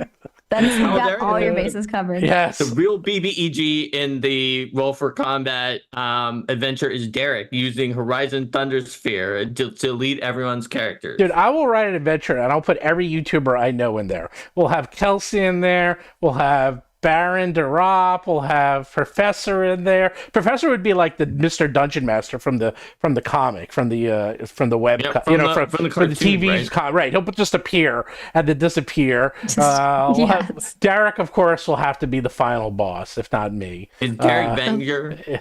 Venger. Well, it would probably be. He'd probably be my sidekick. That would be it. I'd have him as. He'd be your sidekick. Yes, he'd be my sidekick. And then we'll have Mark in there. Mark will be. You see, I already have your monster, by the way, Mark. Yeah, it'll be Seifter, the rules lawyer, and you would be walking around, and if you don't use terminology exactly right, you get negatives to your score. Like if you're like, oh, it's not a 5-foot step, it is a what's it called now? What did they change it in Pathfinder? It's a step. A step. It's like, oh, you used the wrong terminology. That's a -2 to your roll. It's actually a step. That's going to be part of your monster. There you go. That could be good. I think Mark's power should just be creating new rules as you see fit. That will totally be it. He's like, because yep. Once Yeah, per yeah, 'cause round. Just create a new he's not like rule.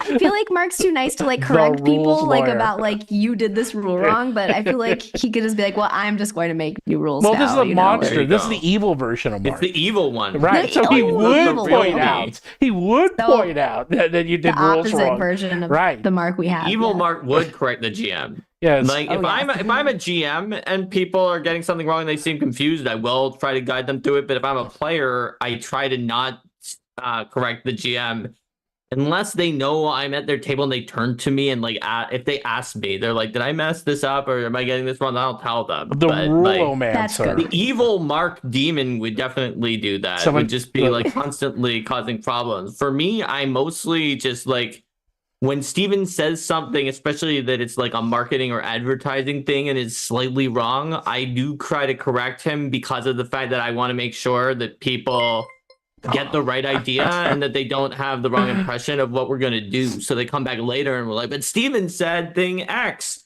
And I think that's yes. helpful. No, but that maybe he not. always does that. Look, But the Professor I Dungeon know, Master Professor is the Dungeon Master. who just appears. He appears. Suddenly. Speak of He the just devil, and the devil literally appears. This professor's here. Of course he is. So, but that would be, you know what I would have to do? Because people get out of control. I would have to make a 1D100 table of new rules that the rule master can roll on and that are like all over the place. It's like, I come up with a new rule. Crits happen on odd numbers, but only for me. It's like Only for me. Right. And then it's like, and misses happen on even numbers, only for you. Those are all actual natural ones. And that would be insane because you'd roll a 20, but it's actually a natural 1. And people would be like, no! And then they roll a 1 and they're like, oh, I hit! I actually hit for the first time. You see crazy, crazy rules like that. That is a good monster. I am writing this monster. That is a damn good monster. I don't have to use Thaco, you all. Yes. That's It's like, it. you must now use Thaco. It's like, oh my God. Jesse would love this monster. This sounds like a Jesse would. monster too, actually. You also make like annoying rules where it's just like after you hit, you have to shout out Of huzzah, course. or else it actually becomes a miss. Right. Oh no, I would definitely have annoying rules like you must jump up and clap your hands 3 times, like crazy crap like that. And if you don't do it, it doesn't count. And people will be so pissed. That's the one thing I've learned. It's like when you make people do actual physical things at games, like there's a percentage who don't care, but there's that other percentage that are like, no, I will not do it. It's like, then you miss. It's like, no, I'm not doing it. I'm not doing it. It's like, oh, well, too bad. It's part of the rules. I love it. We have That's the rulomancer. There we go. What would Rulomancer. Kelsey's monster be, though? The arcane librarian. Oh, of course. yeah.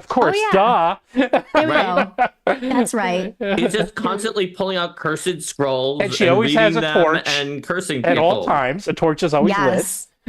I feel like my persona would be like the really dark, like, oh my gosh, you're gonna die, like grim, but it's all like a front. lit. Mhm. And in reality, it's very tongue in cheek. And I'm like, I'm actually not that grim at all, you know? Right, she comes off like really, really grim and nasty and horrible, and so you're very scared of her, but she's really just very, very nice until she But kills you. I think the evil demon Kelsey would just be nice to you normally and when all the lights are on, but then as soon as the torch goes out, then the you're dead. knife comes out. You know what she is?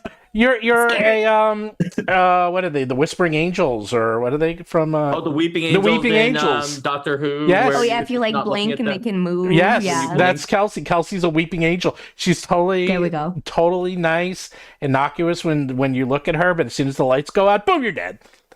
Torch out, you're done. There we go. There we go. Weeping, the Kelsey the Weeping Arcane Angel. That actually, I might have to do a caricature of you and put you in there. Derek suggests Pedanticore as the name for my monster instead of the other name. That's very good. Pedanticore. The I love Pedanticore. That is pretty good, Mark. Like, oh no, we're fighting the Pedanticore. That suggests that I have like pedantic tail spikes that I can shoot out and eventually run out of them. I like that idea. D100. You have D8 rules changes you can implement per combat. That's right. Cursed That scroll. reminds me of like the PaizoCon Delve, which was always just out of control of killing characters and just doing wild things. One of the people who was running it, Ryan Macklin, who is an editor at Paizo, but also wrote some indie RPG stuff. He ate part of people's character sheets and was just like, now this part of your character is gone. What? You would actually He'd be like, eat them? He just like ripped some of it off and ate it, and it's just like now whatever was on, and the person like, but my speed was on there. He's like, yeah, you're immobilized then. Wow. oh my Be God, glad you no kept your Cholula attacks. or anything. He just no Tabasco sauce, nothing, just No, down he with just ate it. Nasty. Nice. That's Nasty. actually kind of epic in a way. That's And then one of the other editors, Judy, who now works at Wizards, wanted to do something similar to that, but didn't want to eat it. So she rolled a d20 and counted that many lines down on their sheet, and then took a red editor's pen and just crossed it off. And then like, well, now that line's not there. wow. I love that. Now Ah. that's a monster. You see, you want to talk about you see, that's like ever see if you guys aren't parents, but if you're a parent, like one of the things people be like ways to really parent your kids. It's like and it was like, oh, send you your room. I don't care. You can't have dinner. I don't care. It's like, I'm going to delete all your Minecraft saves. They're like, no, do not do that. Like, that's like, that's really being a parent. It's the same thing. It's like, there's a monster. Yeah, I don't care. The monster will randomly start deleting things off your character. No! It's like, that, you have crossed over the line. That is way too. It's like, well, there you go. Now you're scared. Now you know how to get to them. Right. See, Steven, I don't know. I feel like that's just not good negotiation escalation of just deleting all the Minecraft saves. Wouldn't it be better if just for a small thing, you like went onto their Minecraft save and like permanently screwed up something by making them lose tons of resources or something like that? Oh, Like of a certain amount, and then be like, okay, but if you keep going, we're gonna make you lose more of this stuff, and then eventually the save gets permanently deleted. You can go there along a track. You don't have to go to like nuclear option immediately. well, the parents don't always know. Actually, this has been going around Facebook. If anyone's been seeing it for about like the last month, I don't know if it's real or not, but someone said, I don't understand why my son won't stop crying because I deleted 5 years of his Minecraft saves. And people... Wait, they didn't realize why that would Yes. That's like harsh. emotionally And it's like, and then, ruin but it was someone? more to it. It was like, it's only a game. It's not real life. Get real. Yeah, but it's 5 years of progress. But That's it's only a brutal, game. It's only a game. You know? Well, that's the whole like parents burning their kids' D&D books during the Satanic Panic. Like, it's only a game. Don't cry. Like whatever. But like that was really traumatizing to some Oh people. my God! That Yeah. sucked. Actually, someone's about to say. I was going to say Rust Monster. That's actually why Rust Monsters are so controversial. Because once you start destroying people's gear, people like really. That I used they to don't like. care if you killed their character. They just don't want their gear to be Yes. destroyed. Dude, I've They got risk into death constantly. fights. No big deal. Oh, I used to get into. I don't even do that stuff anymore because I would get into actual like real fist fights. Like people will like lose their minds if a Rust. What? Yeah, oh yeah. I think the only time I've had my like friendships strained by gaming was when playing Diplomacy. Oh, I've lost. Have you guys played that game? Diplomacy is just known No, as the game that's a where bad you game. ruin Just ruins friendships. Yeah. No, I mean, thankfully we escaped without ruining friendships, but there were times Oh, when I no, was like, I'm not talking to you. Chris Beamer. So Steven Dyer Dan is in chat and super chatted. Is a fellow parent who has definitely threatened to delete game content. There you go. I have gone to that level, and my kids don't play games, but I literally once, because I don't know, I think my daughter acted out so much, I turned off her phone remotely. That was the nuclear option. That was like, oh my God, was she angry? I was like, Erase the phone from afar type thing. That's Or a no, big he just one. I turned it off. Like it didn't work anymore. It became like a brick because you can do that. And like I did it only for a very short period. It was like maybe even for a few hours. But I was like, don't piss me off. I'm like, and then every so often you gotta like do that just once. But you don't do it. You see, you can go nuclear, but it's soft nuclear because then you can undo it. You see, you don't. Nuclear would be if you just actually made the phone explode. Yeah. And it's like now it will never work again. Well, yes, but nuclear is you literally delete their saves. What you really do is well, back in the day, you take the card out and then you hold the card. Everything's on a cloud now, so no one cares. But one thing we used to do in college, you want to talk about really annoying, is we used to go into people's computers and rename all their folders. Ooh, that's annoying. That is very annoying. That's annoying. Nowadays, kids just have like the whole Well, you computer could search, index. right. Like we used to do that. That's- It was yeah. back in the 80s and 90s, and you could now forget it. You could never find anything. That was That's so That was horrible. That was if you rename system folders enough, no. We break. didn't do that. No. These are Just delete the library folder. there was a funny program, and I think the most amount of folders you can have was 256 or 255 in a Mac. And there was a program that all it did was put a file of your friend, like a file, into 255 folders. And so you would take a file. That was another joke. We were really funny in college. Is that you would take a file and then put it in there, and then it would have to open up 255 folders to get to the damn file. Oh, on a Mac Pro, or not even a Mac Pro. It was like a Mac 30. Those super old ones are in a Mac 2. I don't even remember the names of them. Oh, that was great. Kids don't know what it's like nowadays. Command F. Open a folder. What? But like, would a folder open immediately, or were you like, you have to wait 3 seconds? No. This is 1988, 89. It would take a second. And not only that, they would start filling up the screen, and it would run out of room, so you have to go back and close them. But if you close the folder, the last one, you're like, oh no! Then you gotta go back and reopen. Which one was I on? It was an existential nightmare. So mean. It was. The pranking, the computer pranking. Here we go. Geek pranking at its finest. It's like, what did you used to do? I used to put someone's file in 255 folders. Oh! I love it. I mean, we've pranked my mother-in-law by changing her autocorrect in her phone to like every time she said an ordinary word, it would replace it with like fart or something, and she would get she would really be like, "What have you done?" And it'd be like, "What fart have you fart?" You know, like it was that's good. I gotta remember that one. That was a good one.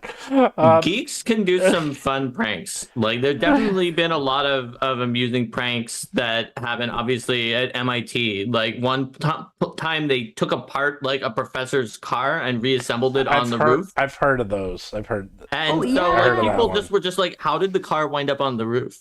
Because they didn't realize that they'd taken it apart and reassembled it. So it was just like, how did they get it up on the roof? Did they like get a crane to lift it up onto the roof? That's incredible. Next level. I know, like, well, definitely in my hometown, in the high school I went to, there was a prank once where they let cows up onto the roof. What? But the cows they can go upstairs, but they don't go back down. So they had to get the fire department to like come rescue these cows off the roof. It was crazy. Oh, no. That's actually, Wisconsin farm towns. Oh my God. That was in Bob's Burgers. That's how I learned that fact. Because they get a cow and it goes upstairs and then they can't get it back down. And then they try to put it on like a slide or something. Yeah, like cattle slide it off of there. Yeah. Well, then it died. I was like, a great episode.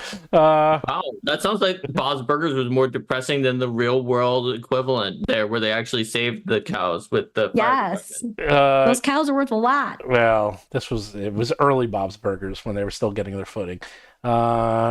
Do we have any more? I'm trying to see if we caught up on Super Chats. Yeah, we did, actually. We managed to catch up on Super Chats somehow. Ooh, Andrew's asking about a mashup between a Bronstein and a werewolf. Oh, werewolf. I mean, it is kind of the same idea. That's the worst game in history. I will go off on like why. Wait, you think diplomacy will destroy friendships? Werewolf will destroy. Will it? Oh yeah. I can give you just destroy. Destroy, because I'll tell you why. So the whole reason is that if you play werewolf with people who you're friendly with, by the way, just why diplomacy, it's the same reason, is that you are playing with friends who you trust and you've had years of trust and relationships with, almost alliances, without realizing it. And if you're using the trust and friendship that you've built over years and years and years to, like cross them or double cross them or dick them over or make them believe that you are something you are not, it forever can mess up your friendship because you don't know if you can trust them or not. And it's a little bit like, I didn't know you could lie like this. Like, even though it's a game. Yes. Yeah. And I have one real world experience. I think I've mentioned the show before. Is that you've mentioned it like 5 or 6 times. I'll always then follow up by talking about how Werewolf also has terrible game design plot problems that are independent of the problems with your friendships that have been kind of solved by like pretty much every variant of it, like One Night Werewolf. Werewolf is great with strangers, but it's very bad with good it's terrible friends. anyway because it has terrible game design. Well, that too. But I've never played it. I don't know how it even works. I won't get into it. So just in short, it's very I'm sure you'll see the game design flaws too. The way it works is one person is like the GM or like moderator. And they're there to make sure because they know what all the roles are. Secretly, you have some percentage of the people who are werewolves and are trying to kill everyone else. Then the others are villagers. They may have some kind of special role, like an investigator who can point to someone each night, and then the moderator tells them with a thumbs up or a thumbs down whether that person is a werewolf or not. And so what happens is each night the werewolves murder someone by pointing together until they have a majority vote of who to kill. Everyone closes and that person dies. Now, sometimes there's the special doctor role that can point to try to save someone, guess who's going to die, and then they might be saved. And then the next morning, the moderator declares the person that is dead, or maybe that was saved if there's a doctor.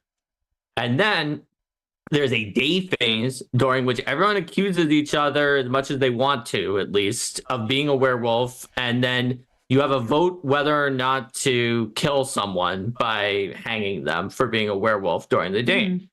And if the werewolves ever have a majority or enough to prevent a majority from voting off of the werewolf, they win because they can just stop any of the executions and kill people during the night.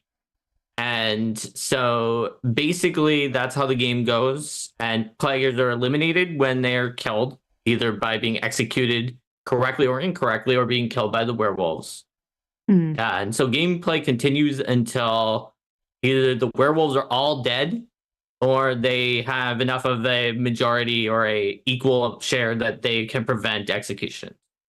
Yeah, it's also called Mafia. But yes, there's a second theming of Mafia where they're mafiosos who are doing the same thing during the night. They're killing people, and you try to execute the mafia. Well, it's also like it's actually. Did you play what's the video game that everyone was playing for a while? I know what you're thinking of, the little space. Yeah, the little space guys running around. Yeah, except for that, actually, Among Us is way better. Oh, Among Us is great. Okay. That's fun. In Among Us, you're actually doing tasks to try to save the spaceship. And the faker is faking doing the tasks and is not really doing them. And they are visibly going up to the person and killing them and can be seen doing it. Yes, and if you accidentally walk in on someone, you can find out. Yes, Among Us can have actual evidence. And good players like Steven's son, who is just so good at Among Us that when I played with Steven and his friends and his son, he was just like, I was watching and this person just seemed like they were doing a task, but the amount of time they took, the only 3 tasks that would be offered in this location, the amount of time they took didn't make sense. And he was always right, except the time that he was the space alien killing us. So I just decided if he was the alien, he was going to kill me, and I would just listen to Steven's son every time. And he was always right. Your chance of success is generally high listening to him. Yeah. But that's why it was a better game, because there was actual information that could be used to determine who the person was. It was over very quickly because the rounds and the things were fast. Where the game of Werewolf takes forever. Yeah. Whoever's killed in the beginning is dead, and they're it's just the not Monopoly playing problem. in any way for the rest of the game. And how do you even determine who the werewolves are? It doesn't seem like there's any way. It's just based on who they kill. It's based. You could be like, well, you know what? You were saying, like the Gary guy just got mad at Rob. And be like, Rob died, so maybe Gary was the werewolf, and that's why he killed him. Or like the villagers have a built-in motivation that they're given. No, I'm saying that if they think that they hate them in real life, you could at least claim that, or be like, or they're just trying to frame this person. Yeah. Or you'd be like, it's this person's wife, because if she was a werewolf, she would know that that her husband would be able to figure it out, so they kill them. Or my least favorite meta, which is Mark would probably figure out who we are as werewolves. So we just, no matter who is the werewolf, we just kill him on the first night. Yes. And if he survives, we execute him on the first morning, because he is obviously a werewolf, or he would have been killed. Yeah. Dang, the like you're too smart. We're gonna have to kill you just out of caution type thing. That's So that you can't play. love it. There's Like flaws. it's not a good game. It's not, but I will. There's Dang. only one caveat to it. I will say, if you play with random people, and if you do small table, not too big, so games go fast, and if you keep playing with the same people, and but I love poker, and you start learning their ticks, then it goes from really crappy to actually pretty fun, because A, you're never going to see these people again, so what do you care? And B, you start learning and seeing who's lying and who's not, and then you get really good at it.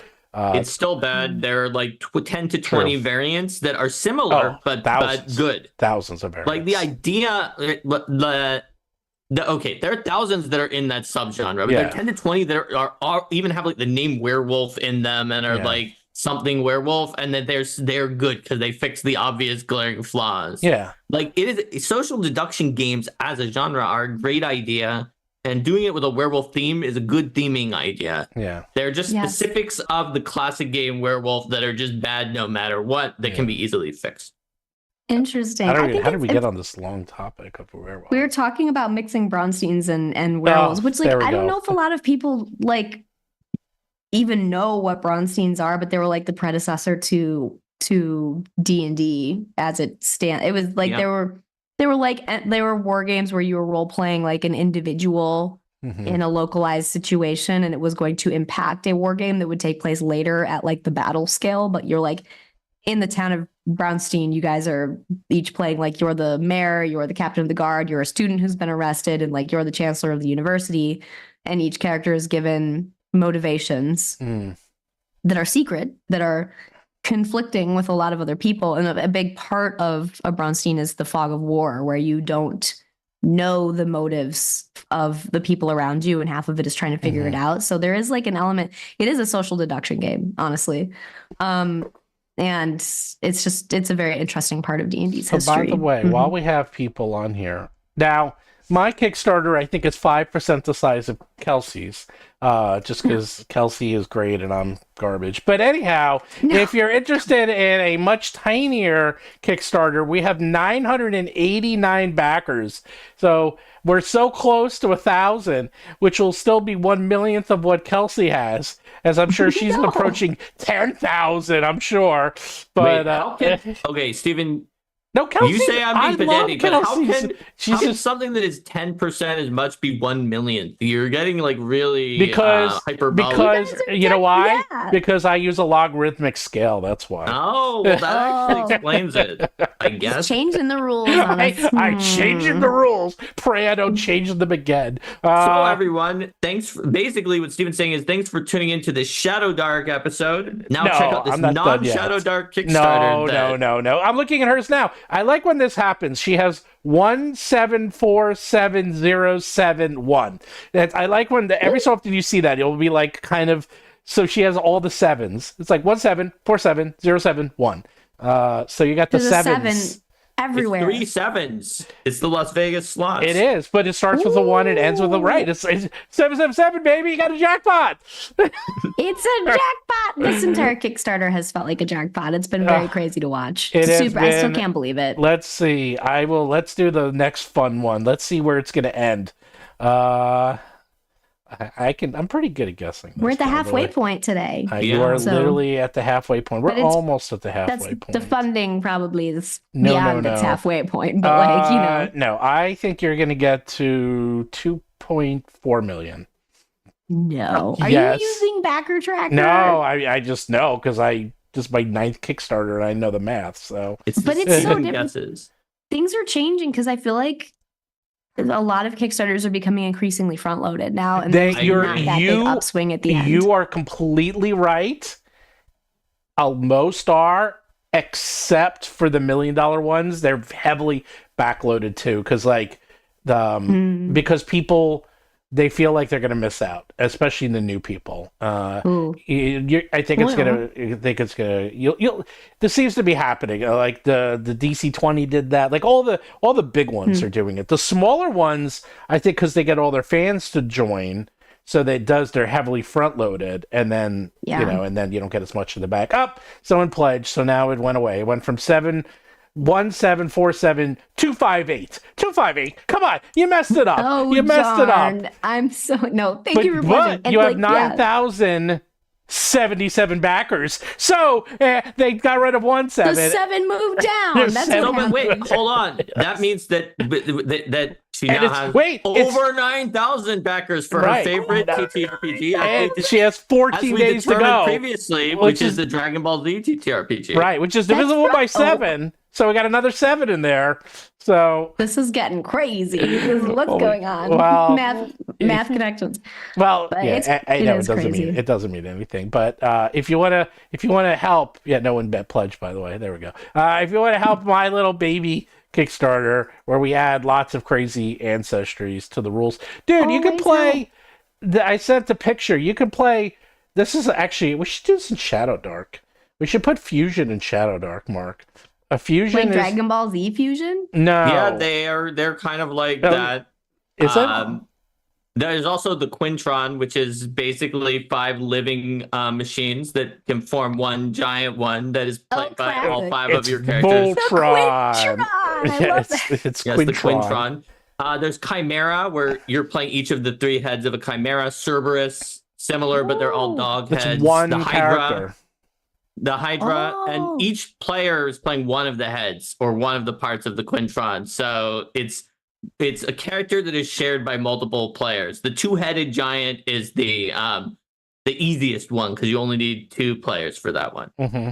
That's fun though. I like that. The shared character situation. Yeah, That's actually, cool. well, for long campaigns it might be tricky, but for quick campaigns and like one-offs, I think it's perfect because you get to play. Yeah, it's gonna hang out, and there's specific things like you can flank yourself if you're playing. There are combo abilities in there. There's one where somebody was like, "How much damage does this do?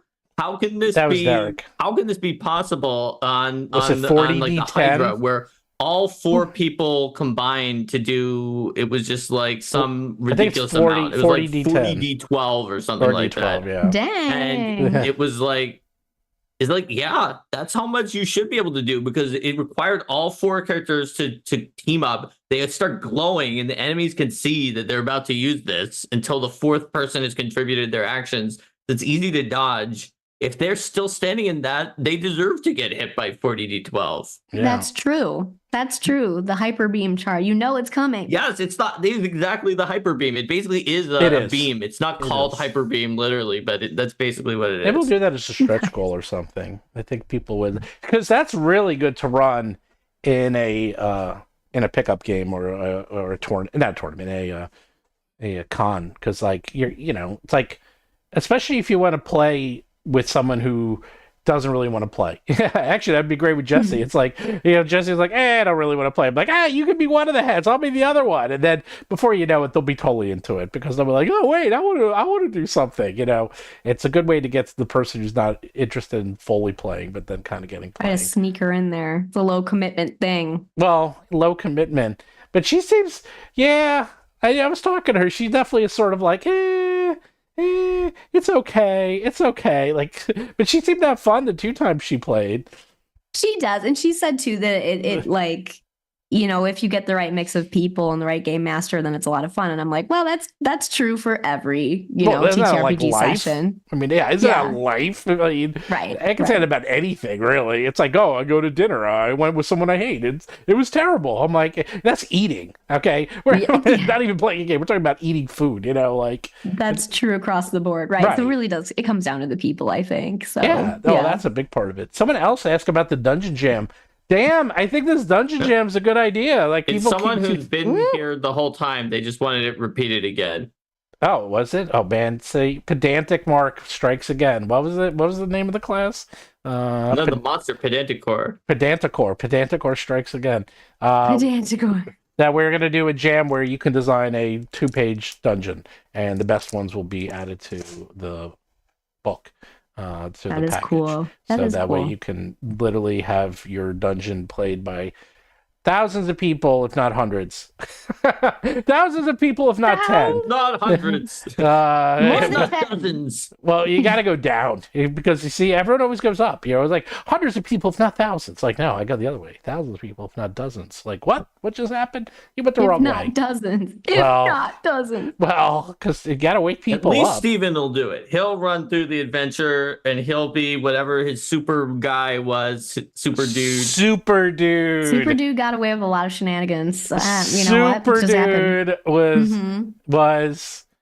he was. I actually. So anyone who watches Peacemaker, I was literally just playing John Cena from Peacemaker. That's actually all I was doing. Ah, okay. So that's it. Was just that's why I was. Oh, you got more. You got 2 more pledges. It's like I can't even get one. I got like 3 a day, and you've gotten 3 in like 5 minutes. Oh, whoa! Thanks, you all. That's 9,079. This is the best pricing. This is the thing. Is that like, and I'm sure this is true for you guys too. That like on a Kickstarter, we're able to like the highest level tiers for us are like close to wholesale pricing because we can do that because it's we can with the economy of scale of the Kickstarter. So like, if anybody is even remotely interested, the same stuff is going to be worth twice as much if you buy it from me direct later. So like that's part of why I think why people are like, oh, the Kickstarter is worth doing because you get really We good do deals. that, and I give away things that you can't get anywhere else. That's actually like I do stretch that a little bit goals. more. Oh, Steven just Oh. started off with like in this one, There's a lot. if of somebody pre-backed, then backed in the first certain number of hours and had previously backed some of our other stuff, they could have wound up with like 3 different incentives that were like probably somewhere in the $30 range of if they had been add-ons that were just added on to any physical pledge. So Yeah,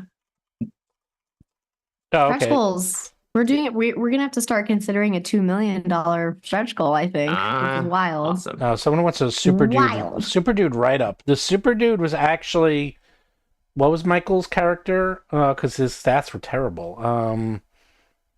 What was Was he Roustabout? playing the class where your stats being terrible is good that he wrote? Yeah, I was the Roustabout, right?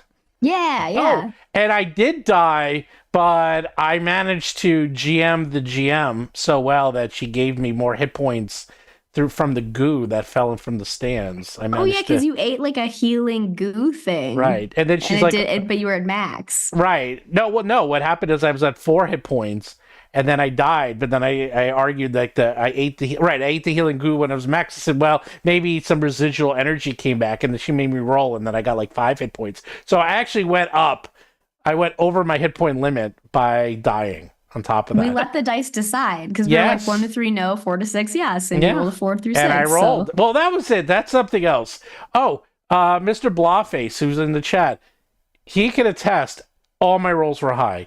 The only time my rolls Yes. were low, but it always is funny, is that when I rolled a double 1 on advantage and fell into the zombie pit. But it was a good thing because I still lived. You somehow lived.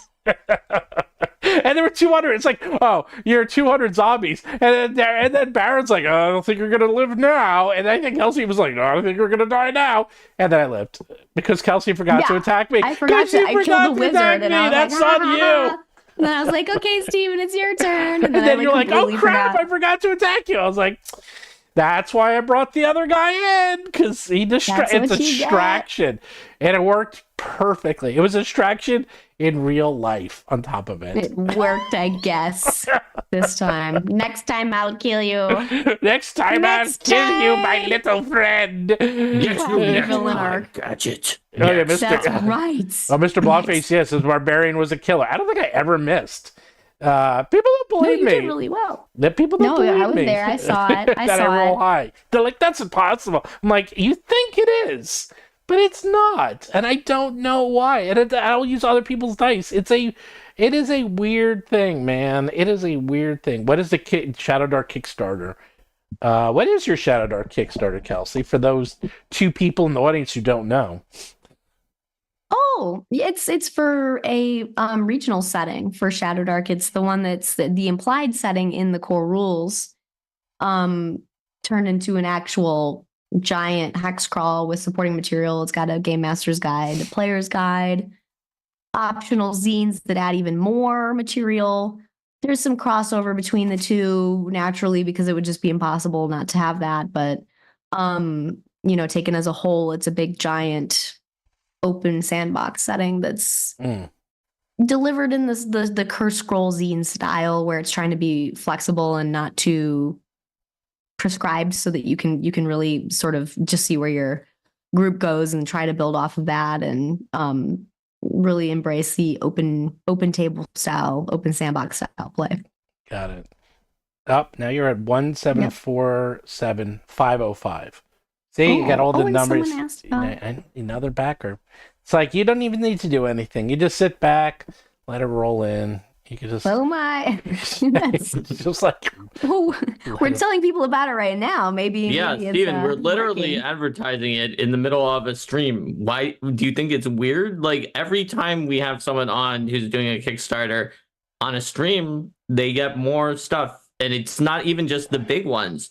Here's a secret, Steven. Yes. This is our audience who's watching our show. Yes. They already knew about the Roll for Combat Kickstarter because you sent them like 30 emails a day or however many that is out there. I stopped. There's no way that I did comment down. Yeah, there's no way that they didn't know, and so there's no reason that the people who are tuning in to our show are gonna do it. Now, if we go on to someone else's show, then you might start seeing a few people who are backing the Kickstarter who didn't know about us until we went on. But when we have a guest on the show, our audience wasn't always thinking about the Kickstarter, so they're gonna get backers, and they have even for small Kickstarters that we had on here. That's true. So someone asked me if I'm a tad jealous. I am jealous. I'm totally jealous. But I support Kelsey 1,000%. If anything, it's. Steven is friendly but jealous. That's just kind of how he is. Yeah, he but doesn't you know allow what? the jealousy to actually. Let me tell you a sec. Oh yeah, he does that towards everyone, but he doesn't allow the jealousy to cause him to do anything mean. No. Let me tell you a secret. Everyone is jealous. Not just me. Every one of you, you're all jealous too. No one will say it. Okay? I will say it. Derek might say it too. But it's like people have these. It's called human nature. It's just they don't want to talk about it or say it. Everyone is jealous about something, but not everyone is jealous about everything. But that doesn't mean you can't still appreciate it. You know, it's like I'm not. Actually, jealousy isn't the right word. I'm impressed. That's I think the more correct word. I'm very impressed. That's more. There we go. That's the better, because jealous implies I secretly have some, I don't know, like dark hatred towards this or something. That's not it at all. Yeah, jealousy feels rooted in irrationalism in a way. And like I feel like what I hope is that the success of this Kickstarter shows people that you can do this too. Like you can have successful Kickstarters, you can make products, you can build up an audience over time. I feel like one of the things that I most appreciate hearing from folks is like you convinced me to take publishing seriously and to try to build my own audience and start making money doing this myself, because it isn't as inaccessible, I think, as people make it out to be. I'm not trying to say I understand why my Kickstarters make this much was like, it's kind of mind boggling to me. I'm still processing it myself, but you can make a living doing this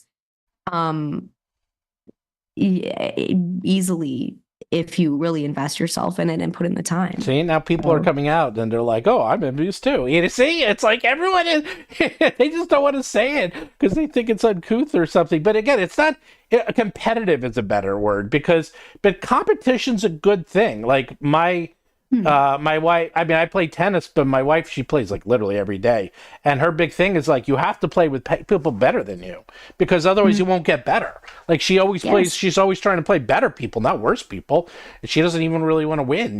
She wants to make sure she gets better. So it's the same thing. I'm very competitive overall, but that doesn't mean that I try to compete about everything. Oh, yeah. Yeah, but that's the difference for me. So just sometimes I either care, in which case then I can be very competitive, or I don't care, and it's just like, why should I care and try to compete on this? And in that case, it's just I don't know. I feel like I'm just like, yeah, good for people doing well. So I think, Steven, that it just matters when your competitiveness is triggered or not. Fair enough. And there's nothing wrong with someone's competitiveness being triggered by something that a friend is doing or a family member or anything like that. Well, it's Yes, also and what the- drives you. Which drives It me. does. It does. It spurs you on. And I think the fact that we have such a tight knit kind of third party creator, some semi YouTube adjacent community, we all help each other to understand this business better. And like when I do something that works, I share that with my peers and anyone who asks me, anytime anyone asks me how I've done this, I'll tell them everything. I'll tell you everything. Like I want people to be able to do this too. I don't have secrets about this.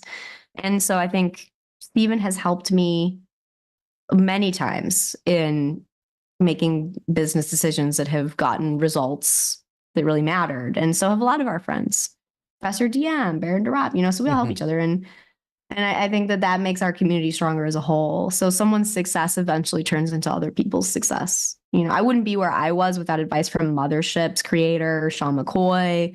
He was the first person to just absolutely blast to the stratosphere with a like $1.5 million old school game Kickstarter, well before $1 million Kickstarters were common. And they're not rare anymore. So like he did it when it was rare. And I wouldn't, his example paved the way for me. So I know that what I'm achieving will one day be blown out of the water by someone who maybe I helped pave the way for. Absolutely. Well, I don't know. The Alien RPG, it's kind of blowing your Kickstarter out of the water. There you go. I have to check it. It just came out, right? I have to look at it. Yeah. Is that like, Modifius? Yeah, but it's also kind of What I weird because meant. they just released Alien. Like, why are they doing it? I know. It's kind of like, I don't know, like double dipping a little. Like, There's a huge. It's like the Avatar. Whenever there's like a huge franchise, like an IP associated with it, it's like gonna go gangbusters. well, yeah, that's the thing. Let's see, the Alien. I'm just curious. Alien RPG. It just came out yesterday, and How's it doing? It's ridiculous. It's at 1.35 million in one day. Yeah. In one There you day. go. Yeah. So That's about what we did, Steven. No, I know, they're going to know. go way faster because they have a huge pool of interest to that's- draw from, that's so what they're I'm not saying. going to taper off. right, They're that going to would just. what I'm getting at is you did the same, but this will never taper off because it's freaking Alien. No. It's like everyone It's knows gonna what keep Alien going. is. Right. It's just going to Yeah. keep going. It's probably going to be that's probably going to be the biggest Kickstarter. That will be one of the bigger ones. That the will biggest probably one go to this like year. 3. That'll probably go like Yeah. 3 million. Maybe more. Yeah, maybe. Because it's a good company. It's just a little odd because it is a remake. It's the second edition. It's an evolved edition, they call it. But From the Well, one they that's- just did? yeah. Oh, It's, maybe Yeah. playtest feedback. I mean, yeah, doing new editions of things, it does not necessarily hurt them, right? Like that means they have built-in fan base. It's only been 5 years though. So That's true. But That's- edition cycles for games are usually 5 to 10 years. fair enough. Obviously, that doesn't always apply, and especially if you have games that are based on something like OSR that, like we were talking about earlier in this episode, that is very much a like, let's go back to the basics, let's go back to how things were. You might have a longer edition cycle just based on the idea that, hey, new edition cycles and iterations are not what you're looking for. But a standard edition cycle is 5 to 10 years in most tabletop RPGs that do them. Yeah, but I wonder. We've had this discussion many times. Like, so people are going to buy ShadowDark and they're going to play ShadowDark, but how many people are going to buy the Alien RPG and actually play it? And I think it's going to be percentage-wise, it's definitely going to be lower. I don't know if it's going to be much lower, but I think a lot of people buy it just to own it. Well, for licensed RPGs, just like you were talking about, Steven, all the time about the licensed monopolies that have a particular theme, it's always a lower percentage very low play it than the non-licensed one. However, that's a negative way to phrase it. I phrase it a positive way, which is to say that more people buy the licensed RPG than would have bought it if it didn't have the license. 100%. The license that's what the license gets them to buy That's it. the point of a And license. some of those buyers are people who will never play it. but they still bought it, right? Yes. And Yes, if that's it correct. wasn't Alien, if it was just called the extraterrestrial RPG and it did not have the license, Correct. then many Oh, fewer people yeah. would buy it, but a higher percentage would play it because some of the extra people you get are not players. And then you get that's ShadowDark. an interesting effect. Oh yeah. Yeah. Well, then you get ShadowDark, who's invented her own thing and now is her own thing. She doesn't need no license. She That's is what the makes license. ShadowDark a phenomenon is that Yes. so many people play it and stay in the community, are passionate in the community. Like there are other $1 million Kickstarters out there for RPGs. There's a bunch. There's a lot of them, but ShadowDark is special because of like that effect that it has. That's something that a lot of those other ones, like we've talked about the Avatar role-playing game before as an example on the other side, don't have as strong of a community of people who are out there continually playing it. Interesting. Yeah, I haven't ever seen that one in the wild. I'm sure it gets run at cons, but I just haven't come across Do you know how many games there were run at Gen Con of Avatar? Avatar, how many? It was like 5 or 10, and that's it. Oh. No one runs it. I did a show on that. It's Dang. yeah. The old school is not very strongly present at Gen Con. I feel like we're trying to change that. Like the DCC, ShadowDark, more board contingent. DCC is one of the number one run games at Gen Con. It's like it was top like 5. the only well represented old school game at Gen Con for a really long time, in my opinion. Yeah. What were you saying, Mark? Because I've talked about this topic before. It's like millions of people bought Avatar. No one. And there was one convention that wasn't Gen Con that you checked the numbers for, and it was literally Origins. 0. It was Origins. It was 0. Oh, it was that was nothing. And it's just like, yeah, I mean, but you would think it's like an $11 million Kickstarter that's pretty new. You would think at least one person. Nope, 0. And it's just. Do you think a lot of people will play Cosmere? Because that was the what? That was like the crazy one. That's what we were talking about. I think that it's a good game, but at percentage-wise, I wouldn't be surprised if it's lower than the Alien one, even because Alien is an IP that people know. But Cosmere and Sanderson is not only that, but it's a brand that has a fan base that likes to Kickstarter things and gets special stuff from the Kickstarters, and to a high degree. And so there's going to be a lot of people who just want to read it and find out more lore about the Cosmere that is in there that isn't anywhere else right now, and get the cool figurines and other things like they might have with the Year of Sanderson Kickstarter. So I don't think that's a bug, but a feature that they knew going in, that they were going to activate a significant percentage of Cosmere fans who might not play it.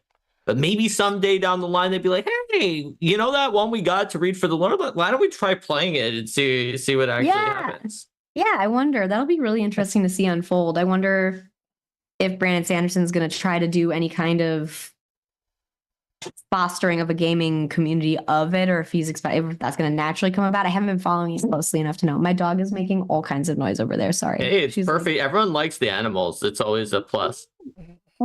She decided to awaken. You can show the animal. People want to see the animal. Where'd my dog go? My dog's over here somewhere. She's waiting for me to feed her. Oh, I'm so cute. Look at that cute doggy. I'm so cute. She's such a good girl. Is that a Labrador? She's such a good girl. She's a mini golden doodle. Golden doodle. Yeah, it's same thing, Yeah. Really. So, Golden doodle. I'm so cute. I'm awake. Oh, look at that cutie. Do you have 2 dogs? I forgot. You have one. Just one. She's a one dog type dog, but yeah. People like the cactus. I do like your cactus too. Is that real or fake? It's not real. It doesn't look real. But everyone always asks. But people have stopped asking about this. They're like, "What is that? Is that a mini guitar?" It's not. It's a 5-string electric mandon. But I was about to say, is that a mandolin? Yeah, it looked like a mandolin. Why would people think it was? I know. I thought it was a mandolin too. I guess it's not a common shape for a mandolin to take. But well, it's too small. It's way too small to be a guitar. Yeah, and it's way too big to be a banjo. People thought Therefore, it was just tipped really far back so that the neck looked like for some reason Oh, it was like foreshortening, Yeah. like in The Yeah. Hobbit. Yeah, but no, that's actually the size of it. It's yep. yeah, Mhm. no, that definitely is a mandolin. As soon as I saw that, I was like, that's a mandolin. You knew. Well, because we are the same people who can tell you like 10 different types of reinseers or something, right? It's like, Yep. Yeah. well, that's it. We know every instrument, We- every medieval. We do. It's like, oh, is it medieval? I mean, how many have you guys go to Ren fairs, right? It's like, how many times you go to I've Ren been. fairs and then you see people playing like the weirdest or just walking around with things. And the worst part is you don't know which is worse, that they're playing some, like a dulcimer or something extremely rare where you know exactly what it is. And you're like, Yeah, okay. somebody's like dulcimer. Yeah, you're like, man, I don't know which is worse. Then they're playing it, or I know what they're doing, or the ultimate is like, and I know the song they're playing on top of it, which is like, oh, the 14th century Irish ditty, something like that. You're like, oh my god, I really need to get out a little bit more. I know the instrument and the song. Where am I in life? Yeah, no. There you go. Well, We're all pedanticores in our own areas of expertise. Well, Yes. yeah. Yes. True. Isn't there a Pedantic. huge Ren fair in Las Vegas or in that area? I thought there was. There was one here that I've gone to. I gotta say, it was too hot. Yeah, It's the really hot problem here. is I where was you live is- miserable. Yeah, you live, it's way too Yeah. hot. What do you do?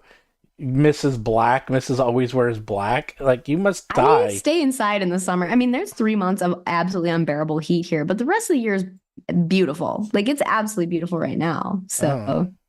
yeah. Alright. It was hard to be in Wisconsin where it was wretched and cold because I liked here it. it's like spring. Wait, I'll get my dog. So Hold on. I'll get my dog and then we'll wrap.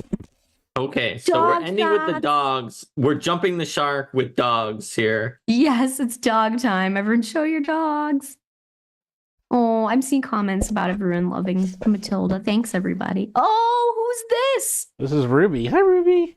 Ruby, you're so pretty. Ruby's Oh, she's so sweet. she's a Whedon. You're a Whedon. Hi, Ruby. She's all shaggy.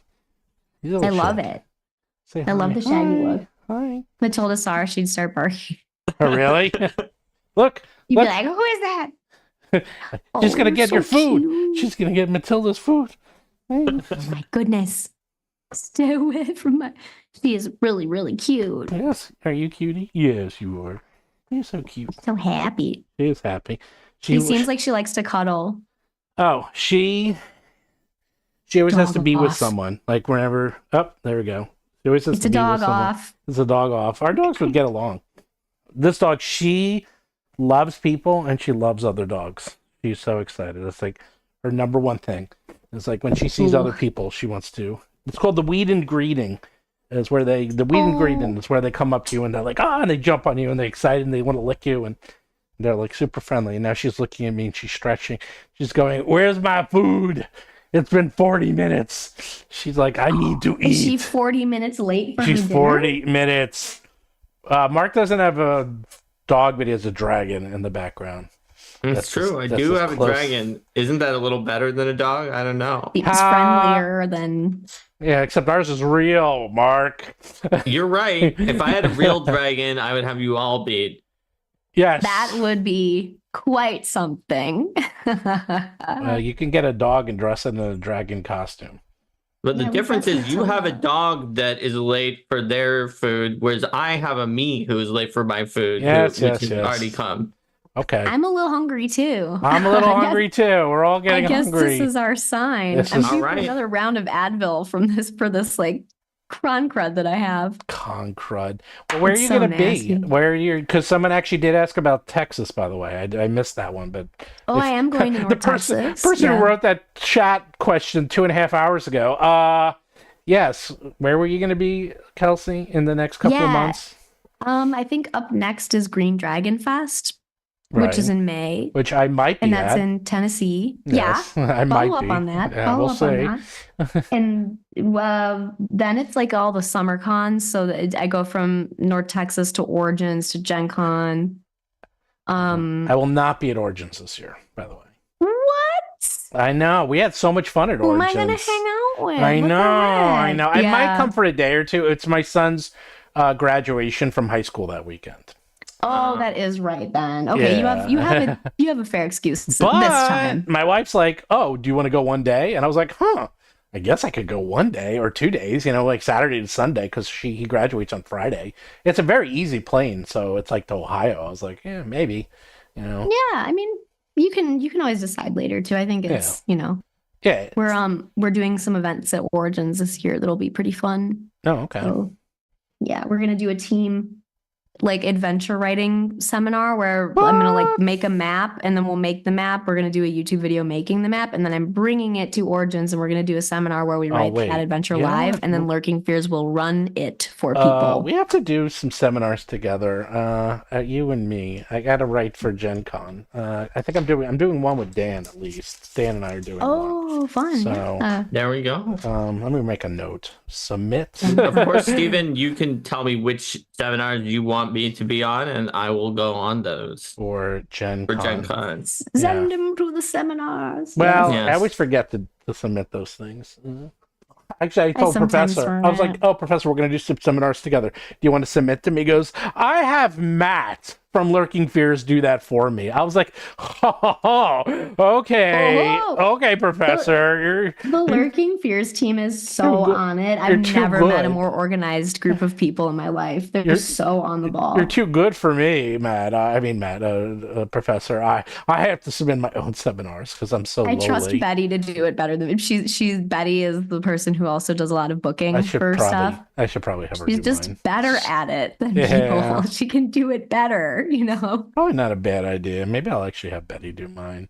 I think Lurking Fears is the best. I absolutely love them, and they offer such helpful and wonderful options for small publishers, like running our games at conventions. They ran like 100 something games. I don't know how they ShadowDark. ran so many of your games. They ran so many games at GaryCon. It was like we had a whole room of just ShadowDark stuff, and they really put in the legwork to make them awesome. It's just, they're so impressive. And then once I get my stuff, by next year, hopefully we're running.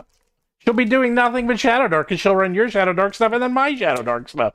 Let's just take over a room, that'd be well, exciting. she wants to. Did she was telling you about how she's like trying to take over some of the big rooms at Gen Con. Like maybe the really enough big people rooms. want to play. Yeah, I would conquer love that. the big ballroom. She's trying to get she's not getting that one, but she's getting like the secondary, like she's getting some big rooms. Like she's starting to take over some of the big. They're not quite as brave as Sir Lancelot. Well, she does all Free League too. That's why, because between ShadowDark, Free League, she does Modiphius, I think too. Modiphius and me, but I also don't run that many games on purpose, because I only have one adventure. But soon we'll have two, and then we'll have like 14. Once I have 14 adventures, we'll be able to run a lot more. Let me tell you. So yeah, and every year in there, I'll run something like that the third party wrote. That's really cool. I love doing that. So that's fun too. I'm looking at that right now. We'll see. So yeah, there's so much good stuff out there. And then PAX Unplugged. Are you going to PAX Unplugged? I don't think I am this year. We might be there with Lurking Fears, and we might even have some thoughts about a booth there. You have to go. I will not be able to go. You know how hard it is to get a booth at PAX Unplugged? Well, I know. We'll see, but it's very, very tough. It's tough. So who knows? But I haven't been able to ever get to PAX Unplugged just because it's the best one. Everyone says it's good. So when is it again? It's actually before Thanksgiving this year. Kind of a weird. It's always near the end of the year. It's right by Gamehole Con, and I'm going. Gamehole Con's over Halloween. That's in October. Usually. Yeah. Well, this year it's mid-October. I'm going to that. Yeah. I know. Yeah. Sometimes it's being around the holidays is good and bad because it can make it really hard to Yeah. Well, the problem with Gamehole Con, everyone tells me I should go because it's only for TTRPGs. But it's right here. You see this how big of a baseball fan I am? It's right in the middle of October, and that's when playoffs are. And yeah, it's hard. If it's a choice between going to a playoff game and anything else on planet Earth, the playoff game wins. Therefore, I was like, anything else. What if it was a playoff game versus your son's graduation? I know they're not normally on the same time, but let's say that it got moved. Well, It depends on the playoff. graduates high school It depends on the once. playoff game because there was a playoff It game. depends on the playoff game. No, okay. there was a third game of the Ooh. playoffs in the very first round against San Diego, and there was a very important friend's bar mitzvah, and I went to that instead. And the Mets ended up losing anyhow, and I kind of knew. So they you know would. what, Steven? I made a mistake. I was using something based on your son and your family. What if it was something with Alan? What if you had like a court date with Alan, and it was at the same time as a playoff That's game? super easy. He would move it Mark because has you. no. He would move it because I share my tickets with Alan. You would So move the answer it. is that your lawyer friend who you mimetically talk to more than your family would never have another No, event at the same never. time because you share your Wouldn't- tickets with him Might share already. my Mets tickets with him. Steven, you officially win my trolling questions for you with that answer. That's just Touche. perfect. That would never happen. And page 3. You are going to page again this year, right? Yes. Yes. And don't That one. and you're not going to get COVID this year, right? No, I plan to Hopefully. actually attend this year instead of one day and then being stuck in my room praying for you guys. Everybody was so helpful and nice. So like people would come up and like leave me a burrito at my door so I could eat something because I couldn't really leave the room. So that was exciting. I usually save the crud for after the con, not during it, so. Oh, that was not great. Oh, by the way, one final question. They wanted to know, the ShadowDark characters are so squishy. How can you do a whole campaign with them? Unless you respawn They are them. squishy until about 3rd level, so it's expected that you may lose a character and hopefully your party will be welcoming of new additions depending on whether tragedy strikes. TPKs are not very common. I mean, they're not, they happen, but like I think there's sort of a misconception that TPKs are really common in ShadowDark, and that's definitely not the case. I still haven't even died. Haha! See, now you can't. If you play in a game with me, you risk destroying your record every time. So you better think carefully. I've played more games with Kelsey as the GM of ShadowDark than not, which is also that's a rare thing some people can say. That's not true. I played 2 games of you as the GM. I played one with someone random, and I played one with Derek. That might be it. I think I've only played 4 official games. That's 50-50. 50-50. So half the seminar game, are you counting that one? Yes. Yeah. Well, that was Yeah, a real game. That counts. Says that was number 1, and then the last time was number 2. No, that was the best one. Hey, had everyone turned into a dragon. I turned into a dragon and ended up hooking up with the female dragon, and everyone lived. It was great. There was another. You guys managed. Yeah, that was pretty crafty. That was pretty crafty. There weren't going to be a lot of ways to get that dragon to not attack you guys, but you pulled it off. That's I still say it. That's my favorite moment. You're in my top 5 favorite moments of gaming because you had the look on your face like, oh, I'm going to kill you, Steve. This dragon's going to tear you guys to shreds. What are you going to do? And I go, hey, baby. And then you're just explode in laughter because you're like, oh, no! It's like, that's not what you're supposed to do! It was explicitly a part of the adventure, too, that, like, the reason the dragon wasn't there when the adventure started was because dragons do their whole, like, salmon swim up the river to their spawning grounds. What was my dog doing? Oh, I heard her. She was just going crazy playing. But then, like, she comes back, and I was like, well, this is literally part of the reason that she's flying around is she's like, it's like her 100-year, like, time to go lay an egg moment. So I was like, darn you, Steven, you knew the lore enough to play to it.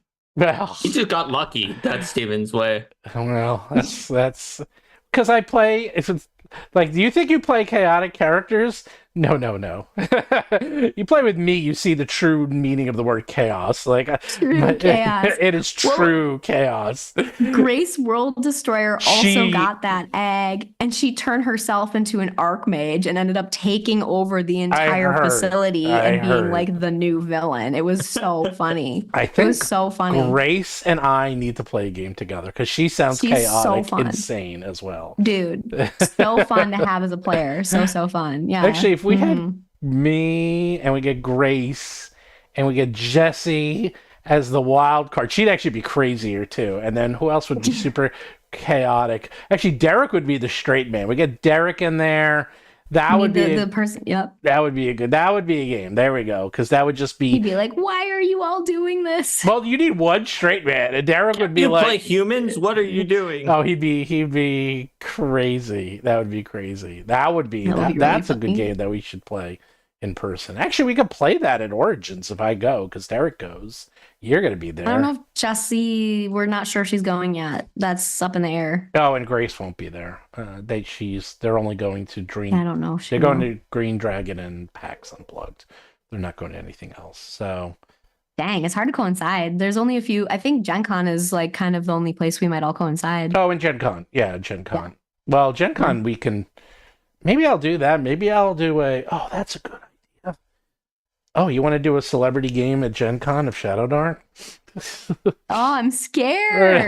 The pressure of running for all of you. Well, the pressure. I'll have to bring something really good. You would have to, it'd have to bring. Well, you had your big map. I'm gonna ask. Lurking Fears to submit that. Yeah. That be like Kelsey's running. I'll be like, what? Yeah. Well, Kelsey's running us, and we don't even know. Well, Dan is. I mean, Professor Dungeon Master, he's so goody two shoes. We need crazy people in that game.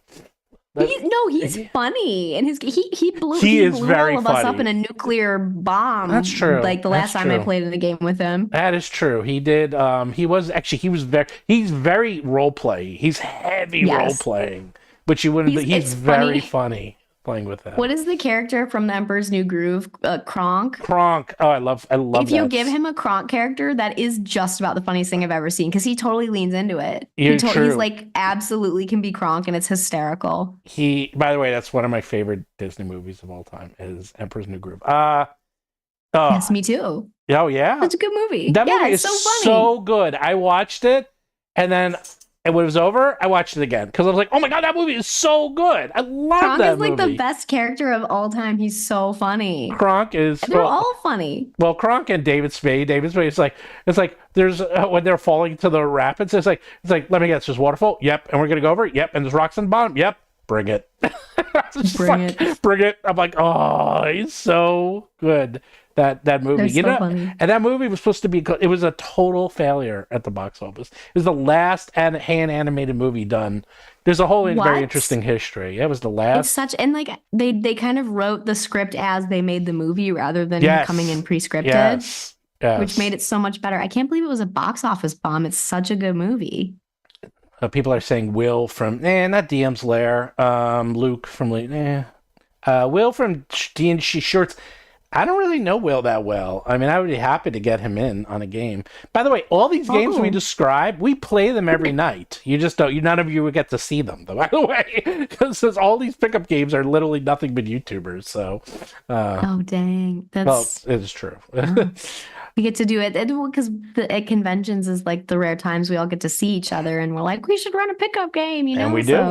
And we do. Yeah. And Dan ran his, and Baron's run. I'll finally be there this time. Yeah, you gotta come. I haven't seen you at Gen Con yet. So no one's seen him. I had a thing last year that I had to go to. He went to a wedding. This time, hopefully, I won't. Yeah, and we're officially got a booth, Mark. By the way, we officially got. The booth. You mentioned so. Well, now we really got it. Yeah, now we really got it. Now I'm a little worried. Are next to each other. I hope so. Cool. Well, let me know when you're doing. Well, let me know when you're doing the. I actually purposely try to put my booth near other TTRPGers. We were right next to Hit Point at Gamma, and literally next to Hit Point. Yeah, one person came to me at the Roll for Combat booth. They was like, "Do you have the frames from the Hit Point booth?" Yeah. I was like, "No, because the Hit Point booth is that one over there." Like, I know that's that, but they have a long line. I was wondering if you also had the frames from the Hit Point booth. Just checking in case you also. I was like, no, we are different. I hope we're next to each other. They would just take the thing down and we could just hang out together. It'll make things a lot easier. You always hope for like a good booth person on the other side. I mean, I've always had great people. I've never had any people be unfun, so but I don't know I don't know when booths get assigned for Gen Con or if we pick them. First year we picked them because I didn't get to pick the first time around because they put you in when you're first year exhibitor. They put you in the special area, but now we're in the we're in the regular zone now. So I cheated because I got a booth with someone else, but you could split it, and he gave us half. Yes. So now we have a booth, but it's on a corner, by the way. I think, Mark. I think we got a corner that's booth. good. Oh yeah, That's no, good. yeah. That's generally good. Hi, DM Tales is here. I mean, hi. Oh, damn Tails. Hi. What's 2 days away? New. Oh, thanks for the nice words. 2 days Send away. us. I'm seeing that. 2 days away. Well, tomorrow is baseball home opener, so that's 1 day away. So you got that wrong. There you go. 2 days away is. All right. All right. Well, I really should get my soup before I it gotta gets go. like I gotta go. My really dog's cold. going crazy. So It's dinner time. I'm gonna it's have really some fun lunch, so- talking to you, Kelsey. So we always stay long, unless you're literally Same. going to Italy. I know, which I was like, I'm getting on the plane. I have to go. That was so funny. Oh my goodness, that was so funny. But you guys, this is really such a nice. I always appreciate coming out here because it feels like just the way that we all talk when we hang out in real life. So it's exciting to. As opposed to it's fake so life. easy. Mm. Yeah, in fake life, In Yeah. fake life. No, Is but this now- fake life? I don't know. You'll have to see when I'm actually there in real life if it really is the same or not, because I know. maybe I'm you're the totally only different. one. Maybe I have a different accent when I'm in on the show than in person. No, not really. It'd be so funny. It's like, oh, Mark, I didn't know you were British. Like, yeah. You know, I have to put on an American accent when I'm streaming. Be like, it's this whole time he's been leading us along. He's British. I'll tell you the other secret No, is it'll be fun. Mark's It'll be fun to actually see you in 6'5" too in real life. That's the other thing no one knows no. about. No, he's- What? No, People he's. are surprisingly tall sometimes. You've got those reverse, Steven. I know, think. I know. The No, inches we're all and very the, short. and the No. and the feet. There's Derek's very tall. Was it DC Michael is 20? super tall. Michael is huge. He's incredible. He's very big. I filmed him trying to jump up at Gen Con to touch one of those hanging banners, and he did. He could touch it. Yeah, he's extremely tall. And the hallway's not Mike high on the Shea floor. is very tall too. That's something He's you very notice. tall. Yes, you know. Baron DeRop's pretty tall in person, Baron's too. pretty tall. Baron's pretty Yeah. tall. He's not that tall. He's not like Mike tall. Michael's. But it's funny because he's normally giant. wearing like a suit coat, but when he's in his videos, but in real life, when he's wearing like a normal t-shirt, everybody's like, "You go to the gym, bro," and he does. He's like a big gym dude. So Well, yeah, he's a big gym dude, but he's also in his Yeah. 30s, so give him He's 20. what? In his 30s? Yeah, like give him 20 more years, and then he'll start looking like the rest of us. So no more gym bro status. Oh no. no, that's just what happens. I definitely don't look like I go to the gym. I mean, Girl, you got to start drinking that ice my cream. shoulders are this wide apart. I know. We got to start giving you the ice cream to drink. the ice cream diet. I need it. No, I'm down. I'm serious. I'm gonna. Maybe I'm gonna send you join the ice cream of the month club for you. Ice cream of the week club. You'll have no choice, and then we'll see But you. they'll deliver it and it'll melt immediately. But then you because drink of it. Las Vegas. But then you But drink it. Oh, that's safe. That'll be fine. How long has it's been on my porch? Yeah, right. She's like, "What's going on?" Uh-oh. It's like, "What's going on? Why are there like wild animals hanging around my porch and like licking up whatever this is?" Coyotes seems Yes. fine. I'll drink it. Yeah. That's fine. But poor Mark, we need to let him eat. Yes. So. Yes. Hopefully the soup is still like has some semblance of Oh, warmth. you'll be fine. Some All right. semblance. All right. Take care, everyone. Thank you and all. until next time, if you want to battle the zoo, you have to roll for combat. Sure. Bye. Hey, are you the type of tabletop gamer who keeps playing the same species over and over and over again? And you're kind of sick of seeing the word elf or like variant human at the top of your character sheet all the time? I get it. I'm on like my 13th cat person. That's why I'm excited to state that Battlezoo Ancestries finally is coming out with an answer to your problems, specifically 14 answers to your problems and counting. Living Legends is a fantastic compendium of 14 different new playable species that you can play in your games of D&D or Pathfinder. And it has so many cool species. There's everything from angels and devils all the way down to gargoyles and sphinxes. One of them is even just a swarm of tiny creatures that all coalesce into a single body. And of course there's various subspecies, hundreds of feats to choose from that are associated with your new form. Plus all the hard work of world building is done for you because every species also comes with its own lore and history, so you can figure out your background and your relationship to the rest of the world. Living Legends from Battlezoo Ancestries is now available over on Kickstarter, where you can also get a bunch of fun incentives for helping back the project. There's everything from VTT tokens to help fluidly integrate these characters into a campaign, all the way up to fun peripherals like dice bags, dice sets, chalices, and my personal favorite, a plushie of a psychopomp, which is one of the species you can play. And if you want to get a good taste of what's to come, you can download the free Quick Start right away. Head on over to kickstarter.rollforcombat.com to check out these living legends for yourself, and unlock a treasure trove of new fun for the whole party.